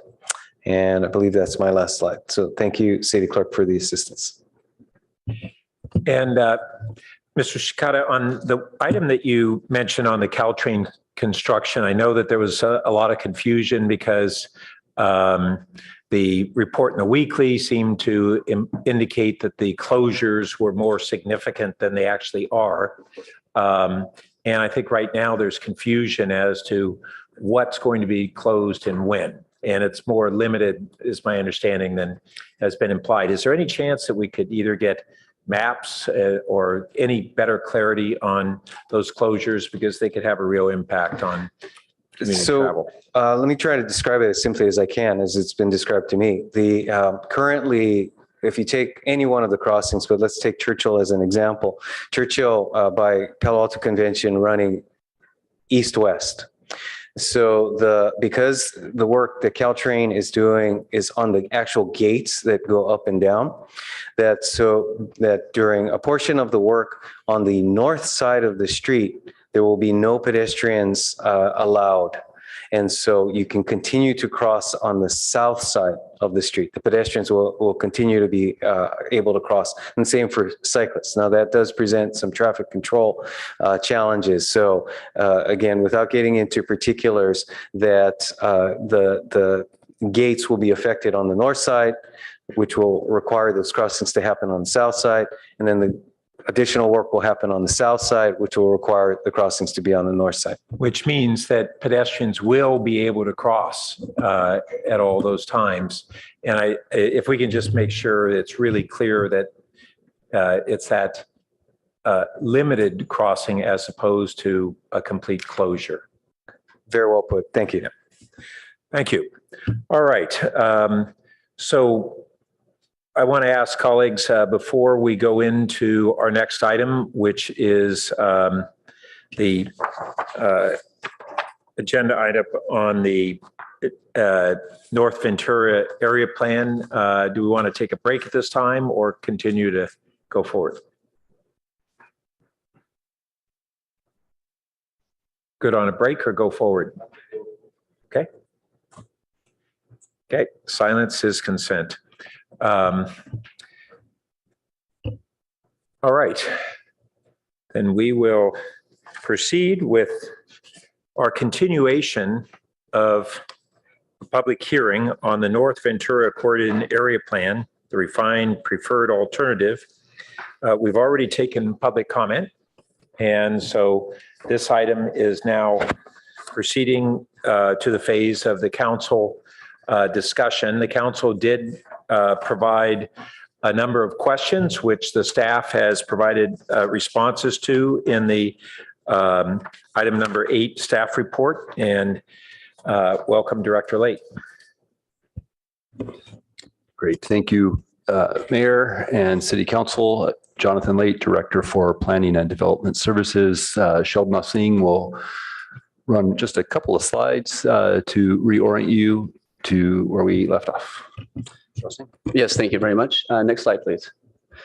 Okay, so we did present to you back in end of October, and there were some questions that we did respond to those in the form of a supplemental report. Just want to remind the council that the council did already endorse a preferred alternative in January of this year. So we really are looking for some discrete updates on the plans and confirmation on 4 items. So next slide, please. So one of those items is the height transitions along El Camino Real, and a couple of options here is to keep the building heights at 35 feet and 3 stories.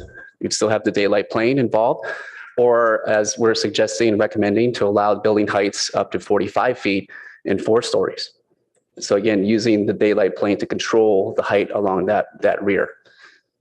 The second item there is additional height for the affordable housing site adjacent to the cannery. This is identified in the Sobrato City Development Agreement.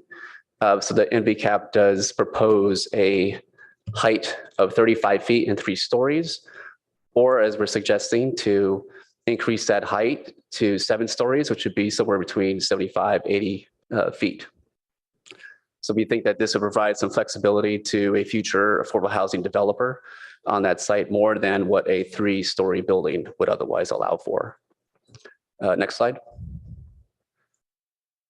So number 3 is having to do with the office and research and development employment density. And we're proposing to use transportation demand management strategies to address employment density impacts. The city already has TDM targets in the comp plan. So we're seeking to explore this further and see if that is the right target, or maybe there are other targets that we could use. And then another thing you could do, council, is to recommend an alternative strategy, how to deal with the employment density impacts. Number 4 is implementation of parking maximums. So the council did already endorse parking ratios for the NVCAP. So we want to establish those. However, AB 2097 will exempt projects from parking requirements.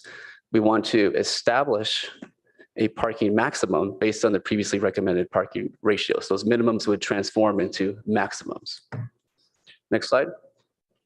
So that concludes our presentation on this item. Happy to answer any questions you may have. Thank you. Thank you. So let's go to council members. I know that we have some informative answers to the questions that we posed at the end of last meeting. And who would like to go first?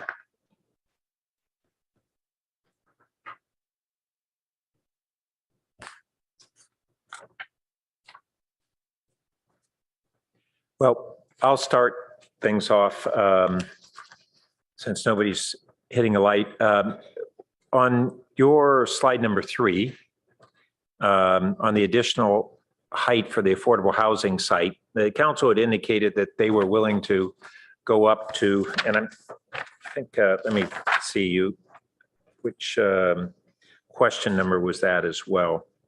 I think it was addressed in the questions too.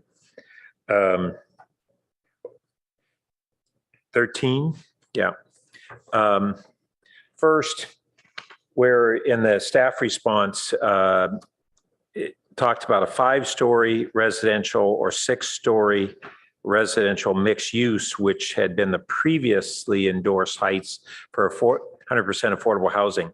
That mixed use, my recollection is that was retail and housing mixed use, not office and housing. Is that correct? That is correct, yes. Okay. On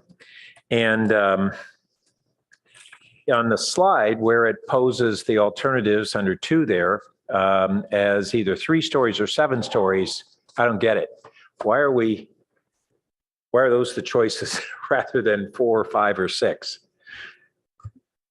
Yeah, I think we're trying to maximize that potential there. No, but why are the 2 choices you're presenting either 3 stories or 7 stories, whereas I think what we're actually struggling with is 4, 5, or 6 stories? Yeah, you're right, Mayor. I think the slide, as I'm looking at it here, the first bullet under 2 is actually a repeat of the first bullet under number 1. So that's just a carryover. But you're right. Ultimately, that 35 wouldn't apply to this location anyway, correct? Correct. And so council's already endorsed, I believe it was 5 stories residential or 6 stories with a ground floor retail. And what we're inquiring about is, do we want to, for this site, do we want to consider maybe 2 that? 1 for the retail, but possibly 2 for parking. You said 1 for retail? That's what for 2 reasons. We might want to consider 2 levels of concrete podium and 5 stories of wood frame housing construction above. One reason is for the retail that we had talked about.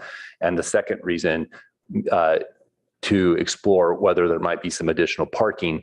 1, to satisfy the affordable housing and the retail site, but also potentially some supplemental parking, public parking in that area. Are we talking about the land, the site that is the 100% affordable housing land, or are we talking about any affordable housing site in the NBCAP area? This is specifically dealing with the site that the city, under the city DA with Sobrato. That's what I thought. Yep. But I wasn't aware of any retail consideration there at all. I think the prior plan that council gave us earlier direction on before we had the conversations with the Sobrato organization had the retail and then the housing above. I see. Okay. All right. Well, that helps clarify. And we can pivot however the council wants us to, go on that. I would say that, the plan that we had tentatively supported and is going through the board and commission reviews wasn't envisioning retail there. So then the choice that I think we need to zero in on is absent any mixed use, 100% affordable housing, how high are we willing to go and how many level of stories of housing would that enable and how much parking would be necessary for that? Right. And if I could add to that train of thought, does the city council want to consider or at least study in our planning documents the possibility of some additional public parking? And the reason we bring that up is because of AB 2097. This area is within that half-mile radius of the Caltrain station, and it is conceivable that new development could be built without parking. And so we may have a city interest in addition to the affordable housing project that we may be able to build in providing some supplemental off-street parking. Oh, I hadn't appreciated that was what was being considered. Now, would that, under AB 2097, would we not be allowed to charge parking fees for for at least the construction of that, or what? I conceivably, I can think that we would be able to charge parking rental rates, but not mandate that those developments pay into such parking? Yeah, so I think I believe that to be correct. I'll acknowledge the law is new and there's still some work that we need to do to understand the details, but we would not be able to charge or assess a parking requirement for housing or commercial development within the area. Yeah, and just so everybody's knowing, that's under your item number 7 in response to our questions about AB 2097. Well, let me, in Mr. that Mayor, case, since, can I just make sorry, one comment? yeah. So that's certainly the case with respect to requiring that parking be built. There's a separate question about whether the city could establish an in lieu fee program or an impact fee program for development that would assist to help fund parking. That's something we can look at. Oh, so we might be able to have an impact fee. We might. But under other new state laws, we can't increase any of those impact fees, can't we? Aren't we prohibited from doing that under previous state law? I believe it just requires the nexus study and it has to be within a period of time, but. Well, let's double check that. That's not my recollection, but I'm not certain. Okay. There's many layers to housing policy in the past several years. But conceivably, if we had residential permit parking programs that didn't allow spillover into surrounding neighborhoods, and if there's development that was created that uses this AB 2097 to avoid any parking on their development, commercial or residential potentially, although the report has some clarifications or identifies some ambiguities that still need to be worked out. We conceivably could charge for parking that we built. And it wouldn't necessarily be full capital recovery, but there's nothing, as I think it through, there's nothing in the law that would prohibit us from essentially being a provider of investing in the parking spaces. And that if they underpark their projects, we could conceivably rent parking to them. Yeah. I don't see any reason why not. Okay, well, that's interesting. All right, and then I'm still not seeing lights from colleagues, so I'll go ahead and just keep the ball rolling here. I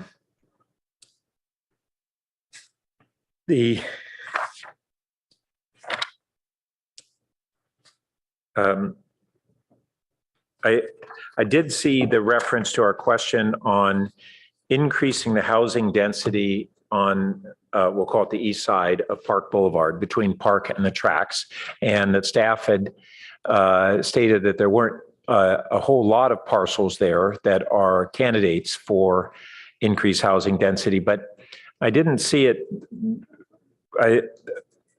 really a response to the interest that I think several of us expressed on, nevertheless, being interested in upzoning the housing there.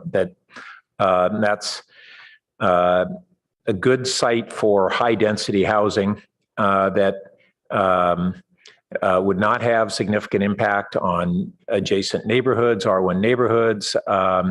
And so to the extent there are parcels there that would be candidates, I remain very interested in having those be focused on for housing and really put the zoning incentives in there to take advantage of that. And then the last thing that I wanted to ask about is the Page Mill site, the Cloudera site, the different addresses. As the plan that we have tentatively endorsed stipulates, remind me what we are envisioning for that location. Yes, thank you. So that is one of the opportunity sites. And we are anticipating that there'd be some redevelopment there. Some of that surface parking lot, some of that structured parking could be redeveloped as housing. But as we heard and seen through some of the property owners' own plans that it really would require more office to make them kind of Yeah, that's what I want to get to. So yeah, I just want to know what's currently in the plan so I can respond to it in the tentative plan. Yeah, I need to look that number up, but I can. So I'll just frame things this way. Since the NVCAP concluded its work, or the NV process did, CAP, and then even since the council first took this up, we've had a couple of changes that have occurred. One is that there was a lag period during the pandemic of office developers and office owners recognizing and admitting some fundamental changes that have occurred in office demand, with office workers being the most utilizing the hybrid work model. We basically are seeing that an employer is going to be able to employ more employees in the same amount of square footage because they're having employees there, say, half the time, and they could have double the number of employees that basically have that as their home site. How different employers work the logistics of that remains to be seen, and it won't be one size fits all. But we're seeing now finally a real cool down in the housing market, including because of interest rates, but also because, excuse me, I said housing, I meant to say office, and the value of existing office in many cases starting to show very rapid declines. And so the economics of building new office are looking like they're changing for the next several years. Either way, when a developer previously had said, no, I want office, and you won't get housing unless you let me build a bunch more office, that's their preference. That's how they were going to make the most money in the past. And we were kind of in a position of either just accepting that at face value, when I believe that really that's not necessarily the case, that they could not just add housing instead of office, but they would maximize their return on their investment if they were allowed to build more office, and if they could bluff us into believing that the only way that they'd ever do anything is if we give them more office. The only way we'd ever get more housing on a site like that is if we give them more office. And I don't think that's the case. They have land that is underutilized. That's a 0.4 FAR because it's a legacy of having been manufacturing space from having been Hewlett-Packard sheet metal shop for 40 years, and it was true manufacturing, and we never changed the zoning. And that's why when that building went up, it's on a corner of a giant parcel. And they have podium parking in back, and then big surface parking lots. So if somehow there has to be a design where they don't have, we have some nearby low density housing, and so we'd have daylight plane and step back that would have to meet our requirements there. But there's a big portions of that parcel, including the portions out on Page Mill Road, that could have high density housing and have a very good return on investment because they already own the land. They have to be able to park it. Well, we say so. They used to have to be able to park it, but under 2097, they don't even necessarily need that. So I really want to see that parcel and the ones on Park upzoned for the high density housing. We're not talking about putting the bulk of our housing element there, but these are really great opportunity sites. They're not adjacent to single family. They are right near Cal Ave and services, a grocery store, a hardware store, electrified Caltrain on the horizon, and the 522 and 22 bus routes on El Camino. And we don't have many parcels that have that set of circumstances where it's low density development, so close to transit, so close to services, and within this area plan where we've wanted to put more housing, but we've been concerned about impacts. So I would really like to see the Park Boulevard sites and that one, as we have a last opportunity to tweak this plan. And this is a direction I'd love to see us go. So I want to put that on the table early on so that people can consider that and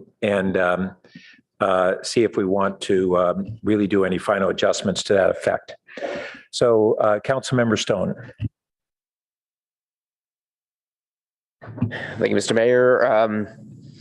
Yeah, I felt like many of the questions that were asked at the October 24th meeting were not really answered in the staff report. It was just a lot of unanswered questions, which is a bit frustrating because I kind of thought the intention of that was to be able to not only save time tonight, not having to ask those questions again, but also provide some clarity going into tonight's meeting. And I think kind of in particular one was two of the questions. Question one, describe an enforceable TDM program. So kind of to me, that was asking kind of an example in Palo Alto of an enforceable TDM program that has been proven to work. I know many Palo Altans have expressed frustration over the years that our TDMs are unenforceable, that they lack teeth.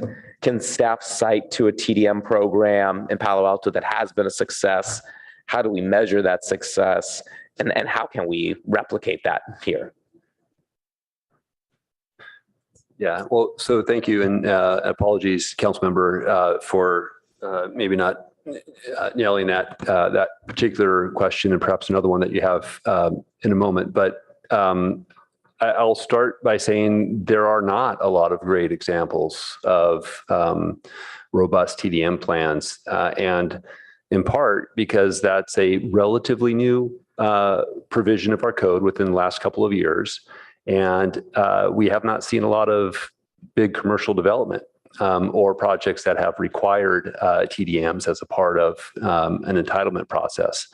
So we have the regulations in place, but we haven't had the projects really to implement them. Now, that said, we do have some examples of some TDM plans, and I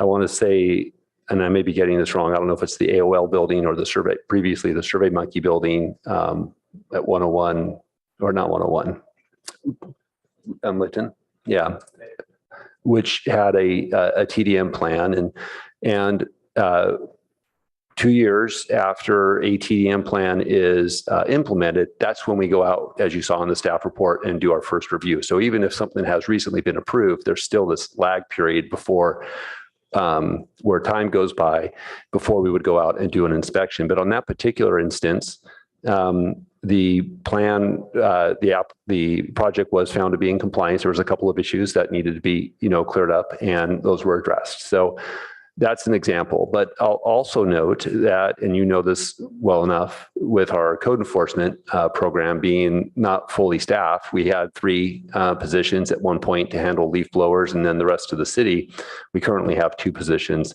in that effort. So we do have diminished resources. That has not recovered to the pre-pandemic levels at this point. Yeah, no, thank you for that candid response, and I think that's kind of the feeling in the community on not only code enforcement but also TDM, and so having a better understanding, kind of moving forward, what legal tools are available to us through that enforcement to ensure that they do comply if we do go that way. And then question 9, so regarding the California historical registry, I think at least my question, I don't know if you're responding to another question. My question was not regarding just kind of explaining what that is. My question was really whether demolishing 40% of a building that is eligible for listing on the CRHR under criterion 1, does demolishing 40% of the building remove it from that eligibility? Yes, it does. It does. Yes, and we've identified that as an impact on the I won't say 40% across the board is the answer to that question for every scenario, but in the particular instance about the cannery building, we've studied that. We've studied that as an alternative to the townhome project in the draft environmental impact report that has been released. And we have concluded in that document that that is a significant unavoidable impact, the work that was being, the demolition of the portions of that building. So we're acknowledging that that is a unmitigable historic resource, loss of that resource. Now, and so that will necessitate the council in the end to adopt a statement of overriding considerations. And the idea there is that the public benefits of the project, the land, in that alternative scenario, the land for park space, the land for affordable housing, the production of townhome developments, all these other benefits that the council has considered as a part of that development agreement project would outweigh the loss of that historic resource. That said, there's a lot of components to that project, which the council will have a chance to consider when it comes before you, that seeks to recognize and pay tribute to the cultural significance of that site. The site itself, what took place at that site, is inclusive of the building, is the historic significance of that area. And so you'll see in the terms of that project and the development agreement ways that we are trying to recognize that, yes, this is takes the building out of qualifying at that state level, but here are some other things that we're doing to pay tribute to the history of that location. And then the council could obviously sit in judgment as to whether that goes far enough when that project comes before you. Thank you for that. And Mr. Mayor, are you wanting us to get everything out in one round, or? No. Yeah, I think, but if you have another I just have two more points. Question, go ahead. Just following on what the mayor was saying then regarding Park Boulevard, that area between Park Boulevard and train tracks, I do agree. I think that's a good opportunity for increased density and increase to 43 feet in the 60-foot tower element. I don't see why we don't raise the maximum height there to be higher than 35 feet, which I think is currently proposed, make it more compatible with the surrounding buildings. I do wonder if we increase the height along Park Boulevard, can we then possibly lower the height for the buildings behind El Camino adjacent to the R1 residential units that's proposed at 45? I'm wondering if we can kind of shift housing then from there, lower the height along El Camino and replace that on Park. So it's certainly the council's authority to make that as part of your plan for the North Ventura coordinated area.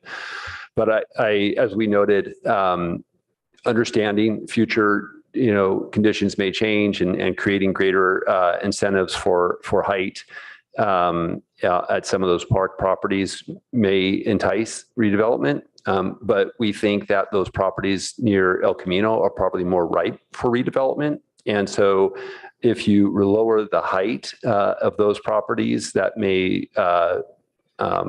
not,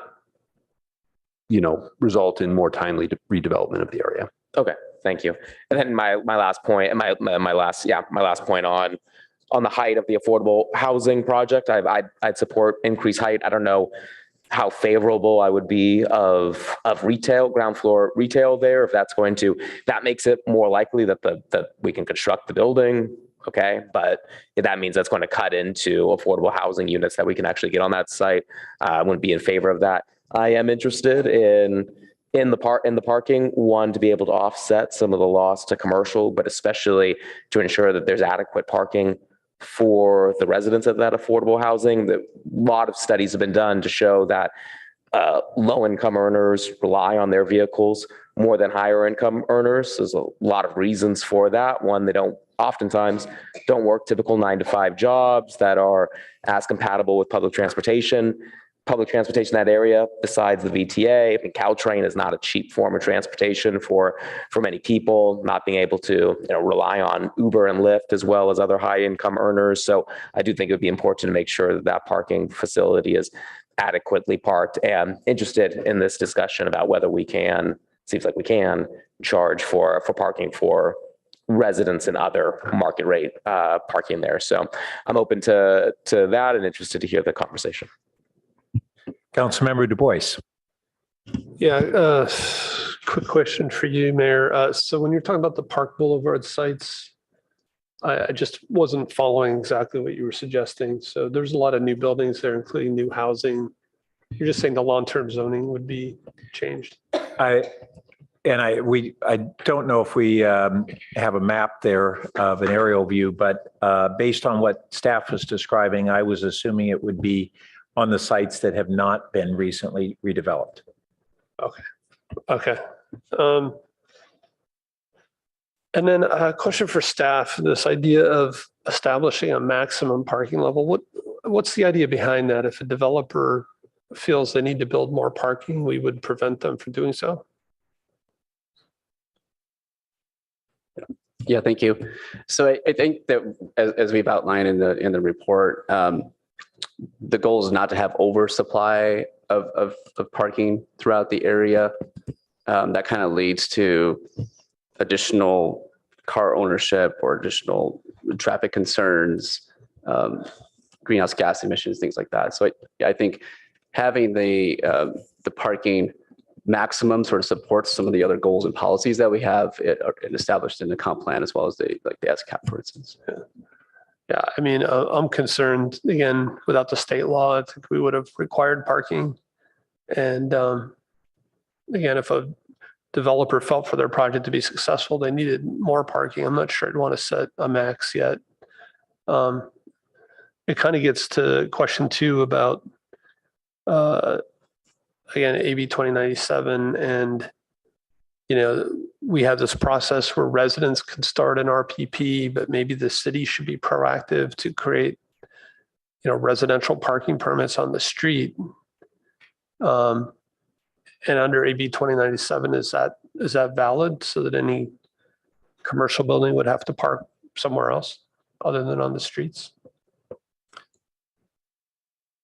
You could do that. Okay. Yeah. Okay. So that seems likely. I think one thing is that this is more of a mixed use kind of area where there's this blend of commercial and residential. So we may want to take a look at that. But as far as the city proactively doing that, implementing an RPP in a neighborhood, I do think, that was a conversation that came up with the Castellea School, where to help address, impacts into the parking into the residential neighborhood. The city had surveyed previously neighbors in that area, and despite the concerns that we had heard expressed throughout those public hearings, there wasn't support for it for a number of reasons. And so it's just a policy consideration for the council as to whether you'd want to do that.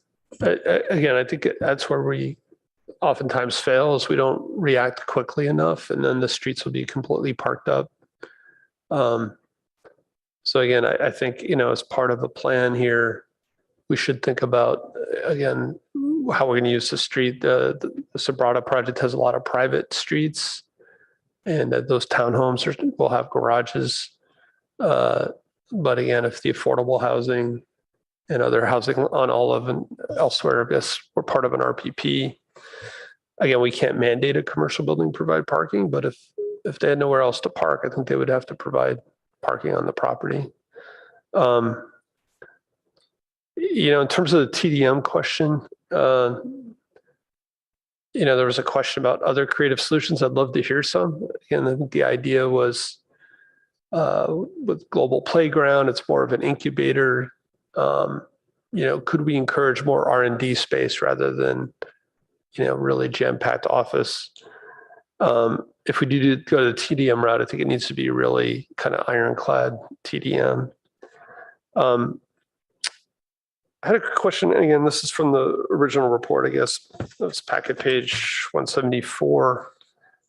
It was talking about requiring 20% BMR And can you remind me, is this in accordance with the Nexus study we did? Because I thought we found that 20%, we couldn't go to 20% when we wanted to.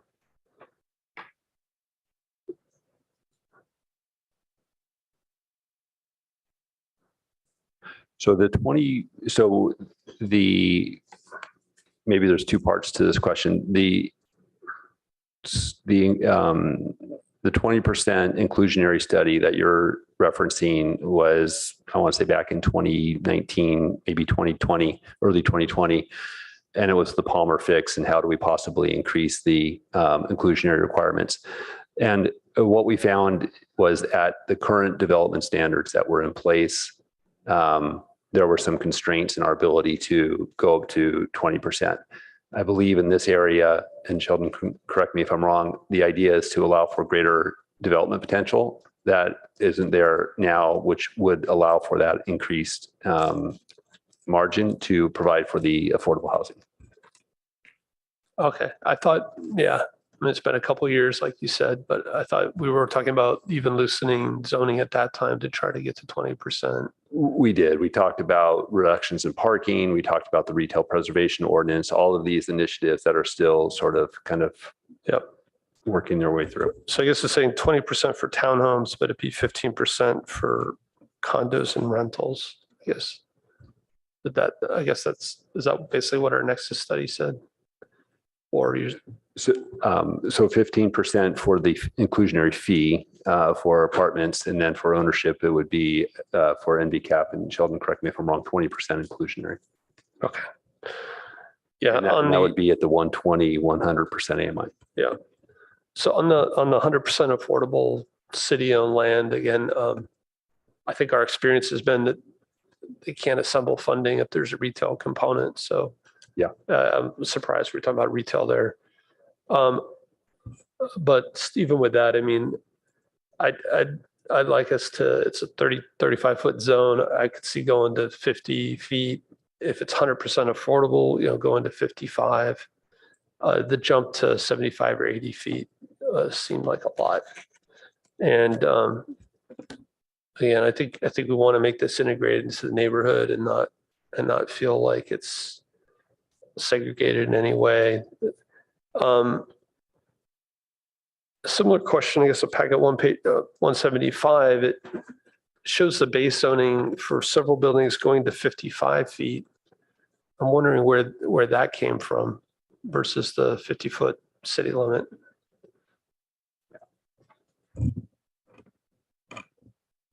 Yes, thank you. And I think that came from our direction that we had on the from the endorsed plan back in January. So the council told us to do that. That's why that's there. And then that's a reflection of option, I think option one, which was allowing these heights, but then allowing for additional height for 100% affordable housing. Okay, so this is part of the specific plan. Only in this plan would we go to those heights. That's right. This is all just this NVCAP area. Okay. And then and same, I'm sorry, just the same for that affordable housing component too that we were just talking about as well. Right. So that would be the 65 feet for affordable. Yes, and the council's already endorsed 65 feet as a part of the previous direction that we received.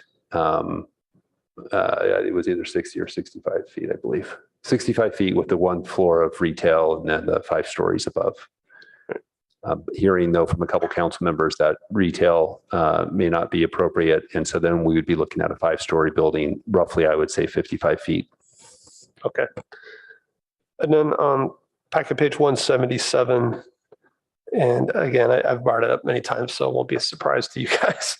But I am worried about traffic congestion in this area. And I know we're trying to be car light, but I think it's going to be really critical that Portage connects to Park Boulevard and that vehicles have the option of either going to California Avenue or to Oregon Expressway or to El Camino.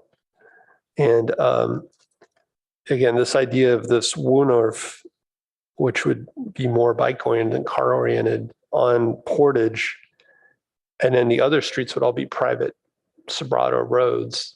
Yeah, I'm just really concerned about that. And, you know, again, as we go through this, we go through CEQA, there'd be a traffic analysis. Would have we done that piece already with the Woodruff in there? That's still ongoing. So we're definitely discussing how we're going to integrate all the components of that, having cyclists, vehicles, service vehicles, pedestrians. Yeah. So again, can you guys just talk a little bit to why you think that's a good idea? Well, we think given the open space in the park there and the naturalization of that creek, it's just a good transportation piece to have. And not just have something that's just a normal street in that area. So something that's more enhanced. Vehicles could still go through there, but giving a little more priority and safety towards cyclists and pedestrians, as there's a lot of interactions with that park. Yeah, and I'll note it goes back to some of the earlier foundational direction that we had for developing the NVCAP and focusing on mobility and trying to find different ways to move through and around the area. And that was identified in the public process as with the working group as a desirable street concept at that location in proximity to what might be a future park. Right. I guess what's changed now, though, is we have this 1 acre of affordable housing, which would be on one side of that. So those residents would be prioritized to go to El Camino. And then we also have all these townhomes from Sobrato, which would be on the other side and directed mostly to Park Boulevard. And it seems like we kind of mix this concept from the NVCAP with this other project that came along afterwards, which was the more definition around the Sobrato project. So again, I'm just concerned about how do people actually get around in those areas. Okay, and that is something that we'll study. That one of the reasons we are here before council now is because we're about to engage in that environmental work, and we want to make sure that we've got the right plan, that we're studying the right scenarios. Yeah. And one last question about AB 2097. So there are certain impacts that you could claim, which you outlined in the staff report. Again, can negative impacts on residents be a reason to require, again, say a commercial building to provide parking? So the law sets forth 3 reasons where a city could begin to impose parking. And I forget what the first 2 were, other than they're not applicable really to us. The third one was if there is an impact on the if the housing project has an impact on the housing or commercial parking resources in the area, then we would be able to presumably demonstrate through some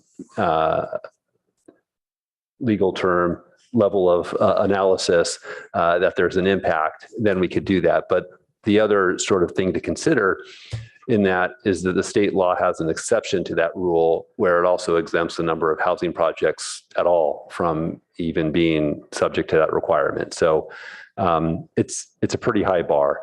But it seems almost backwards when you read it. I think that reflects the nature in which that law may have come together over the course of.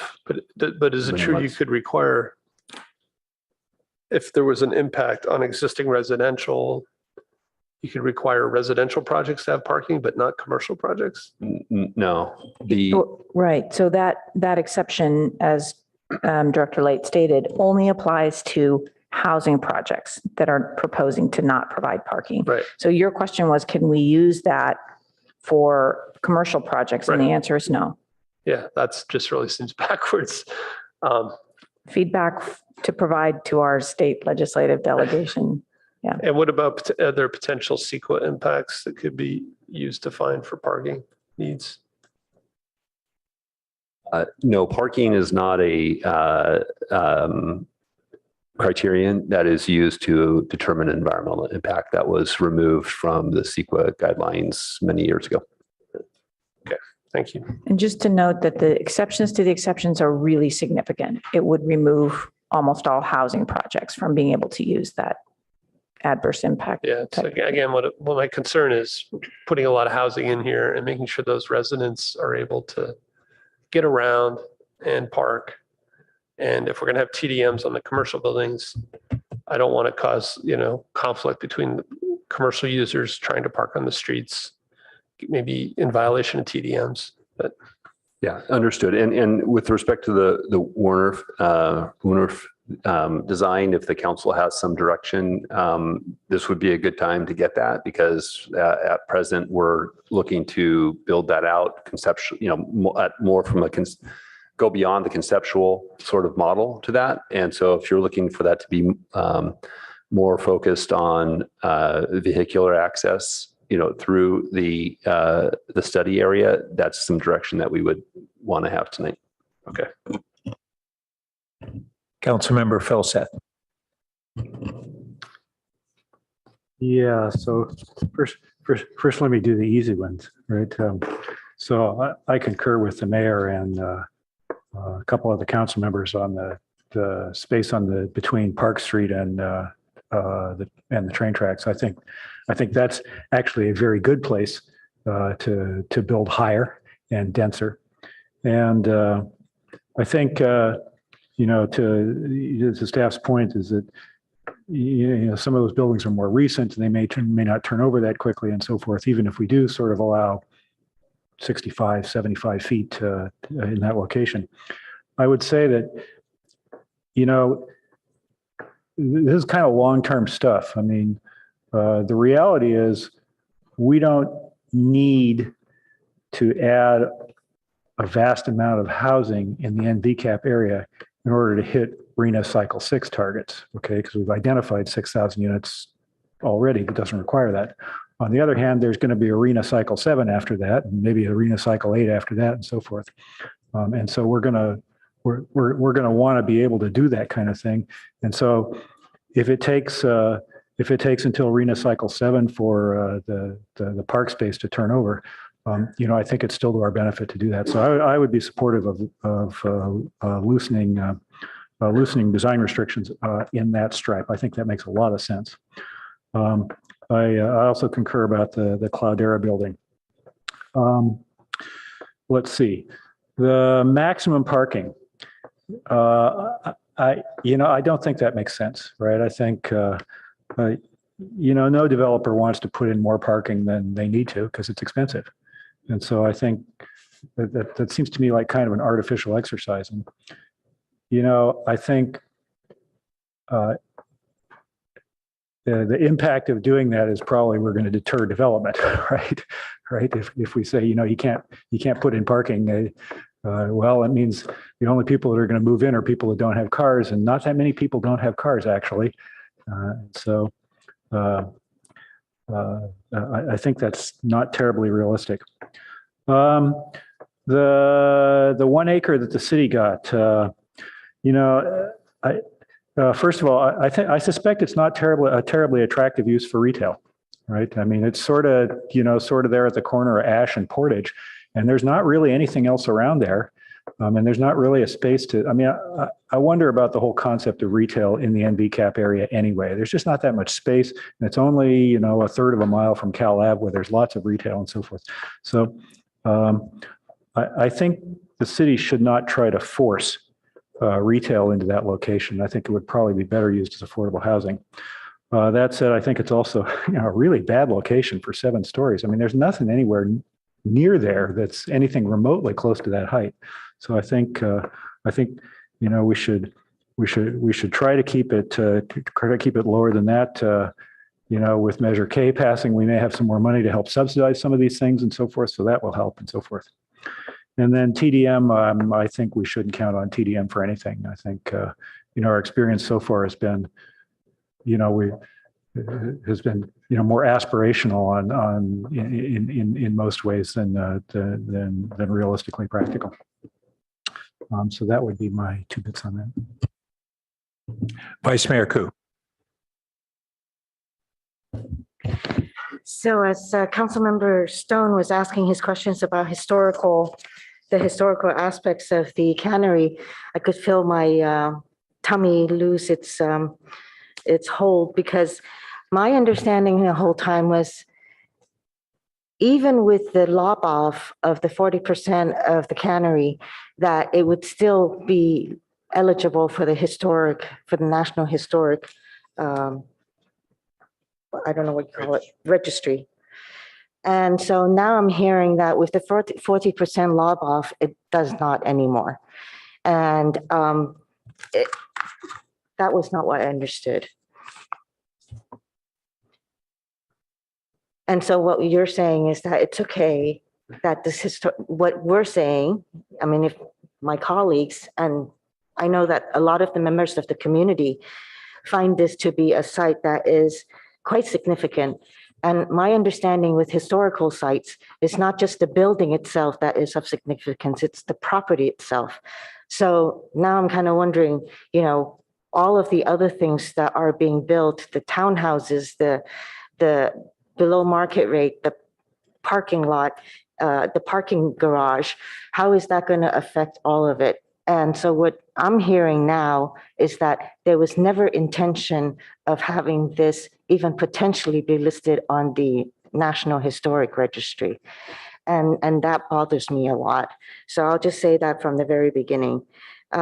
Second part is the TDM. The answers in this supplemental report on the TDM is simply not sufficient. I think Councilmember Stone already mentioned that, the general public has not seen that it is actually working, and we're still building, but there's no TDMs that is actually curbing the use or the parking needs. I mean, I've seen a couple of TDM contracts, agreements, and showers are considered as a TDM measure. Bicycle parking cabinets are considered a TDM measure. And I don't know what we're going to be going out in 2 years to monitor and to track and to see if they're in compliant that the showers are being used, or compliant that the showers are still there. What is it in compliance with? So I think this TDM is just not satisfying. And I don't think I can agree with this until I see something more formidable and more decisive than what is written over here. I concur with my colleagues that between park and the railroad is somewhere that height can go higher, even with the Cloudera site. But in terms of the transitional height, I think that we had already said in a previous council meeting that transitional heights should not impact R1 neighborhoods, and I think we should keep it to what the rest of the city is entitled to. And I also concur with Councilmember Du Bois that, keep it at 50 feet for all of the height. And if they're 100% affordable, 100% affordable, then to go to 55. But I would want to see that it is below 80% area medium income.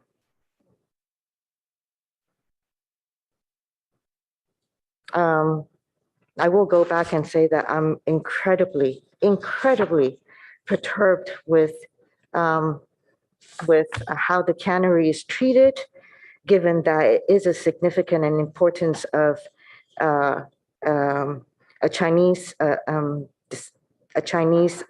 businessman, Thomas Fung Chu, and he was a huge employer here in Palo Alto, and to render his building and his significance in such a manner is just dishonorable. Councilmember Cormack. I'm sorry, Mayor. Oh, sorry. Go right ahead. There were no questions there, but I feel like there's things to respond to if I can have a moment. Yes. And understanding, Vice Mayor, your concern about the cannery, I want to talk about that and a few other points. for the council. Just on the list that I wrote down. So on the 50 feet for the height of the what we're calling this sort of 1 acre site that we don't quite have yet. It's part of the negotiation.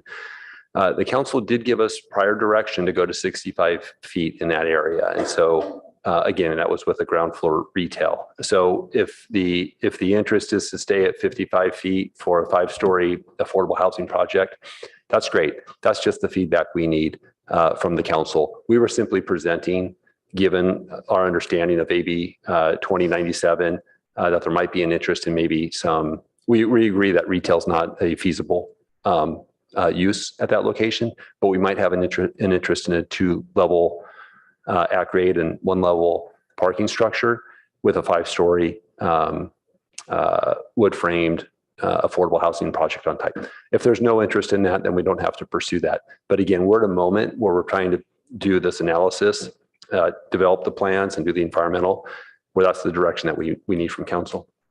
On the transitional heights, again, similar concept. We got a recommendation from the Architectural Review Board in their review of the plan, and they were suggesting that you can allow another story if you did this additional height. That's a policy call. We're simply presenting that to the council to see if this is something you're interested in. If not, that's no problem. We can go back with a prior council direction and incorporate that into the plan. That's not an issue. Council, sounds like you're coalescing around possible increased heights at Park and Clouderas. We look forward to your feedback on that. The TDM plan has come up a couple of times. This is in response to the city council's ask to figure out how we can have low density employment zones, R&D zones in this area. And what we're saying is we don't really have a great answer to enforce that or regulate that. The best that we're able to come up with right now is a robust TDM plan. And I understand we don't have a great history on that right now, but we do have some policies in place. And, you know, I think we would be able to get there. But if we don't do the TDM plan, we're sort of looking, we've looked at the planning literature on this and we don't see any material or tools to help us get to where the council wants to go on a low density employment zone. So that's why we're saying we could do the TDM and really get at the same issue by trying to limit the number of vehicles that are approaching the site. But absent that, we're kind of asking the council what other ideas might you have, because we've looked through our materials and we haven't been able to find that. On the historic cannery site, this is, maybe I'll add a little bit more to my answer from before. And again, we have released an environmental document that does conclude as for the project that is under consideration by the city. This is a public document that's already out for public review, and we're, I think the public comment period closes here in the next day or two. That the project for the townhome development, which requires the demolition of a substantial portion of the cannery building, would result in a significant environmental impact. The alternative project that includes this conceptual development agreement that the city council has endorsed for at least processing of the application, you've not weighed in on the final decision, includes the same sort of removal of the cannery building, portion of the cannery building, and adds a number of other components which are being studied in the environmental impact report. And again, the conclusion is that if you demolish that much of the building, it does take it out as the building itself is being removed from the being eligible for listing. And what we've talked about in through some of the conversations, and as it was presented to the council, I think in early August, is that a couple of things. One is, you're right, it's not always the case, but it is in this particular case, that the building and the site are both part of what makes this particular area significant from a historic standpoint. And there are components of the project that are looking to restore portions of the cannery building in a manner that would be consistent. If one were to rebuild portions of that building, you'd want to do it in a manner that was consistent with the sort of the architecture and the sort of the essence behind that building. That is the intent behind the restoration of the monitor roofs and other features of the physical building construction. In addition to that, to honor the history of the site, there's been talk of an outdoor plaza, outdoor,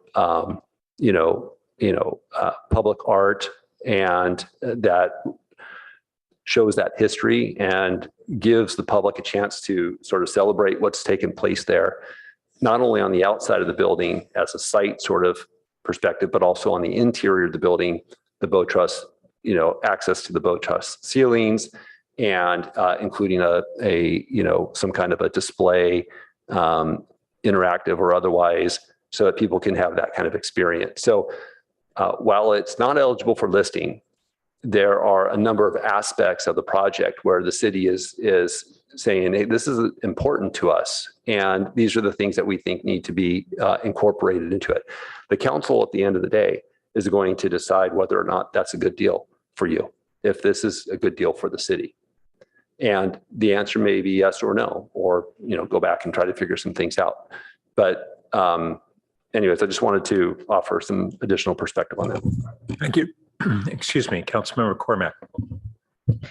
Thanks, Mayor Byrd. I just have one question, and it's actually on the slides from the last time, which is slide 6, that helpful sort of like circle around the Caltrain station that shows the vast majority of the NB cap is within the circle. And it's about the parking, eliminating the parking minimums. And I wonder what this means for all the single family homes that are within that circle. Does that mean that we can no longer require parking spaces within the building footprint? Yeah, that's a housing project. Beg your pardon? That is a housing project and would be exempt from parking. All right, so all single family homes in that area no longer have to have. Well, new parking. housing. So what I can tell you today is that new housing development would not be subject to the parking requirement. Okay, I'm not sure that was, it didn't occur to me, I think, when we went through this before. So that might just be something just to include in your description, because I think it will come as a surprise to some people. So thanks. Yeah. So I'd like to follow up on a couple of the things. First, just to give a little more context for the locations on Park Boulevard that might be candidates for housing. There's 3441 is undeveloped and low density, but there's also there are several locations where we have newer multi-story buildings, but because of the floor area ratios that exist there in that zoning, they still have very significant surface parking lots. And just like on the Cloudera site, if we allow housing on those sites, then they simply have to figure out how they would park it. And so that's a prospect for properties that have been recently redeveloped there to still be able to be housing sites. And I want to put that out on the table. There's also the question of the big substation. We need, I'll call it on the south edge of that substation is approximately where we're envisioning the landing area for a bicycle bridge over Alma and the tracks, or underpass or underpass rather, in all likelihood, because the catenary wires kind of drive us that way. And so I don't know what the prospects are. I have some vague memory that was one of the substations that is looking at being consolidated in the future. So I want to put that out there. On the cannery site, I guess the real concern is that if we're renovating the remainder of the building and keeping it in its historic context, but it no longer is able to be registered federally and presumably on the state level? State. Is there the possibility that we could set up a local historic designation that would assure that that couldn't be demolished by future property owner? We could look at local designation. I'd have to, take a look at the provisions for that. But the ensuring that it couldn't be demolished in the future, I think strikes at a chord that I think we've heard Well, before. then maybe it would have to be at a standard similar to what we have under state designation. Yeah, requiring council approval for demolition or something like And that. overriding considerations or strong standards that would restrict the ability to Yes. demolish in the future. In some parts of the city, you would need a EIR to demolish a certain building, and that would be subject to, could be subject to council review. Okay. And then one of the things we didn't talk about was under council question 6, the one I had raised, that whether it would be legally permissible to establish affordable housing standards that would favor greater social and economic diversity for previously disenfranchised communities. And so it may be that this doesn't, this is a broader issue than just in the NV cap. But I wanted to, hear back from colleagues on their thoughts on whether this is a direction we'd like to look at, and maybe the city attorney can weigh in on what, or the director on how we might approach this if we want to move in this direction as this had being part of our affordable housing going forward. Yeah, so I'll start, and then I think John has a good idea about where to go with this if council's interested. So it is likely that something can be done in the space. The issue is complicated from a policy standpoint, also from a legal standpoint, and yeah, it's complicated, and it is broader than just the NB cap. So we would recommend that council look at this for a variety of reasons from a broader standpoint than just this specific planning area. And you'll have an opportunity in 2 weeks' time to actually weigh in on that, as we're going to present the draft housing element to the city council. And I think having some kind of a program in that document that directs staff to, explore that issue, how we might be able to advance those policy interests and come back to the city council and get direction on that. That can be embedded into the housing element and, implemented as we go forward. I'm really encouraged to hear that some form of that may be possible, because we've struggled for such a long time with how we might have programs that would redress historic discrimination. And we don't have many tools. And if we were able to do something along these lines, I think that would be really valuable. It sounds like it's not commonly done. And it might be a really positive precedent. So there are some cities who have experimented with programs, and there are quite a few options out there, and it will require some study and gathering of data and some careful design, both to avoid problems and risks and to meet your policy goals. So this is not a straightforward assignment, but it could be something that we could be directed to work on. And even though we may look at this as a citywide practice, this particular neighborhood is maybe one where it's even more meaningful, valuable everywhere, but maybe particularly so in certain areas of our community, to attempt to reestablish that diversity that deserves to be there. Lastly, I wanted to talk more on the TDM issues, because with AB 2097, we don't have many tools to limit or reduce parking and traffic in these areas any longer. If we're not allowed to, certainly on the parking side, if TDM measures can accomplish reductions in both of those. They're not panaceas, but they can have real strong impacts. And when we we look accurately in saying, well, we haven't had a bunch of private projects in Palo Alto that have had strong and successful TDM programs. First, there are other locations that have done that, but we actually are omitting what's going on in Palo Alto. We have a very strong TMA in the Stanford Research Park, and we have our own TMA. And when we look at what has worked there, it's been subsidized transit passes particularly for moderate and lower income workers.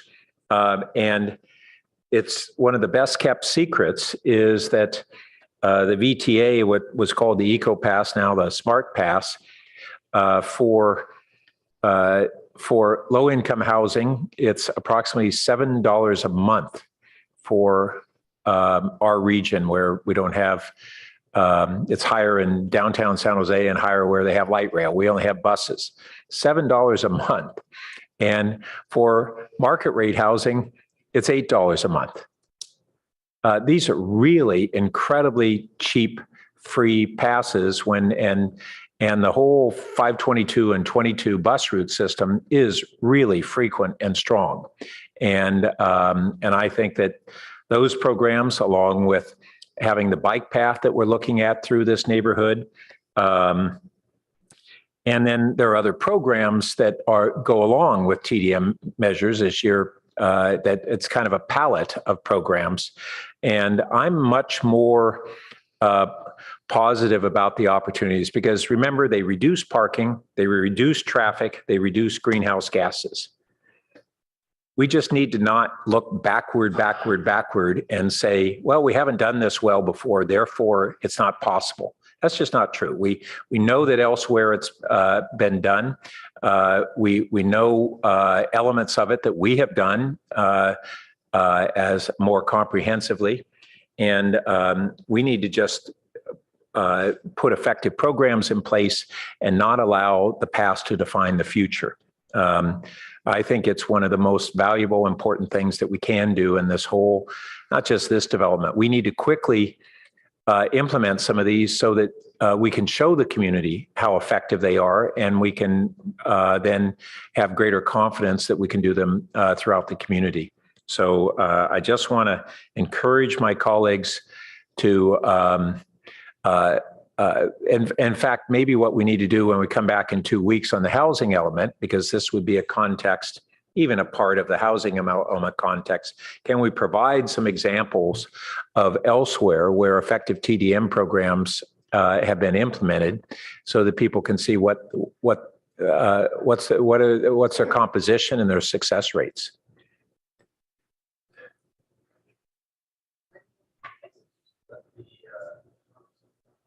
Yes, I am silenced. So let me check with staff and see what we can do to be prepared to respond to a question like that during our housing element. Okay, thanks. All right. Oh, we got a bunch of lights again. I don't know who went first, but Councilmember Du Bois then. Are you ready for some motions or? Yeah. So again, to the 4 questions, I guess you asked in the latest one, I guess personally, I just want to make sure I got the wording right, but the 45 feet would be a change to the transitions, right? From on El Camino. Yes, that would be the case. And then, so I don't think it's unanimous, but I think I would support that. Again, I would support 55 feet for the city-owned affordable housing project, assuming it's 100% with no retail. Kind of this need for an ironclad TDM and leaving off the parking maximums for now. So I sent the clerk a motion and open to some refinements. I don't know if you want to pop it up. There it goes. Can I ask one question on that first part before you? Which part? On the 45 foot on El Camino. We've already on the Charities Housing Project, that's proposed for what height? And the Wilton Court is what height? I want to say that's about 60 feet, 63 feet, somewhere around there. Yeah, and the Wilton Court, Oh, No. Wilson Court was, I think, 50 feet. But again, this is even the Catholic Charities project has a transition to the single. Oh, are you saying, but I thought you were limiting the height to 45. No, this is allowing a higher foot for the transition zone. So the whole project wouldn't be at 45 feet. It's like a daylight plane requirement that slopes in toward the property. Yeah, but the highest part would be 45? No, the lowest part. Oh, got it. Okay, sorry. Yeah, so we would allow a 45-foot height transition instead of a 35-foot height transition to R1 for properties on El Camino. And then I said 55 feet for the affordable project at 340 Portage. I'm suggesting we would define a strict TDM and ask staff to evaluate a city-initiated RPP as a way maybe to protect residential parking. One of the options in the EIR would look at kind of with and without the WUNRF there. No parking maximums, and that we would raise the height along Park Boulevard to 45 feet. And otherwise, we would endorse the other refined plan alternatives. I will second. Thank you. So I think I was trying to encapsulate our discussion tonight. Obviously, these were some of the points that I raised, but I do think, and there are a lot of new buildings on Park, but I think raising that height over time for the plan makes sense. And I think I've talked through the rest of it. So thanks. So one question on F. I had thought we were considering height perhaps of the 55, similar to what we have on the affordable site. Yeah, I wasn't clear. It's at 35 now, right? Yeah. I think I'd be open to that. I mean, okay. Yeah. Great. And then the other question I really have for staff is if we want to give direction to begin kind of evaluate how to allow for additive housing on commercial parcels, the Cloudera site and the perhaps parcels along Park, where we basically allow housing where it's surface parking adjacent to their multi-story office. What would be the right direction at this point in time to do that? We just give a general conceptual that we're interested in that, or what? Let me just first check in with Sheldon as to what the plan states right now.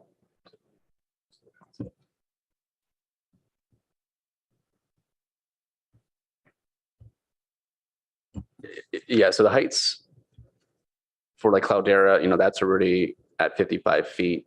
The Park is 35 feet. Yeah, but that's height. But I'm talking about additional FAR allowances for housing. Oh, okay. Yeah. So yeah, then. So the site is over FAR now, and I guess it's a matter of, saying they can continue to have what they have now, their office, but they get a bonus of housing to build them. We could, I don't think Sheldon or I have an answer for you now. If we could take a look at some, ranges and study those in the report and the plan. And when it comes back to the council, you can say that's, too much or too little. Are you saying not to necessarily put it in the motion, just that you're going to? Oh, no, I would put it in the motion to study more additive floor area for a 55-foot tall housing project. And do you have a sense for the number of, we presented some concepts. Do you have access to those concepts that we? Not the Page Mill, the current ones, no. But the plan calls for is 136 units, so we would probably be looking for more than that. So if we were to add a G that says request staff to evaluate zoning changes that would increase FAR for housing on commercial sites on along Park Boulevard and Page Mill. So can staff remind me what is the current zoning proposed in the plan? So it just says 55 feet, but isn't part of the specific plan change the zoning that's there today? We were looking to change some of the zoning designations on the site, but we're still kind of evaluating that. So definitely this is helpful tonight to get that direction to formulate that. And this is picking up like the AT&T building at the corner of, are you proposing also, you said along Page Mill, so all the buildings along Page Mill? Maybe I'll just say where feasible and let staff kind of come back with some recommendations like Director Late had kind of, not trying to determine that tonight. Yeah, this one just seems to be, again, there's already changes proposed in the plan. I'm unclear exactly. Well, I don't think the plan did this, that it didn't say, we want to give these developers opportunities to add housing, but not do so in exchange for adding office. Wasn't some of this, was it going to be rezoned as residential? Or was it going to remain, was all of the commercial going to remain commercial? Yeah, I think the intent is to have these properties transition over time. Yeah. To residential. Yeah. So I don't know if maybe we could just split this one out. I think again, having the underlying zoning change to residential makes more sense. But the underlying zoning change means they could be grandfathered in for 40 years. Whereas this would enable housing while those current very usable buildings, fairly new buildings for the most part, would continue to be used. Those are two different approaches. I'm not opposed to rezoning long-term, but there's a bunch of new buildings there that are not going to get replaced for housing, no matter what we do. Some old. Again, I don't want to accept it. So if you want to get a second on it. Okay. We'll split that out. And if there's a second, we can vote on it separately. If I may, Philip Cammy, Chief Transportation Official, I'd like to ask a question and provide some clarification on the RPP item C. Okay. Thank you. So I just wanted to note that we currently have an ordinance for establishing RPP residential preferential permit districts. And that they currently, the current ordinance states that we need to have non-resident vehicles that substantially interfere with the use of spaces, parking spaces that would be available for neighborhood residents. There's a series of other criteria that need to be met in order to establish an RPP district. And then following that, the final part of that is that other alternative parking strategies have to be evaluated first. And also just to note that residential preferential parking districts also do have a burden on residents. And so that's why we have residential preferential parking districts as a process initiated by residents.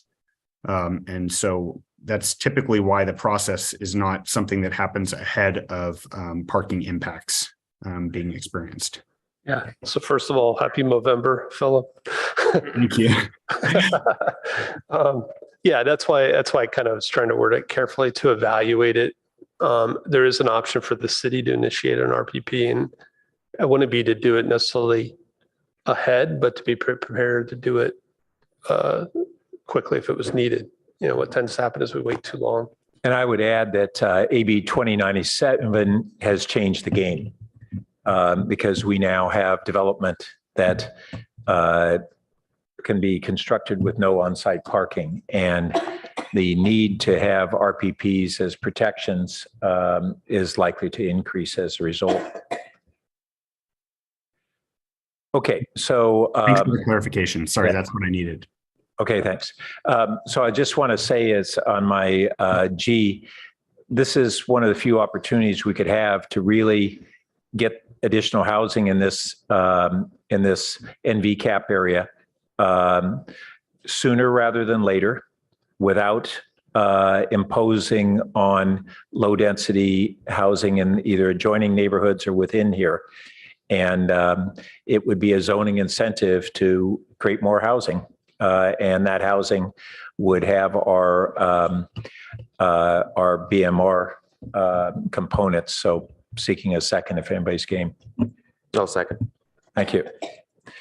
Okay. So let me, I guess we need to address the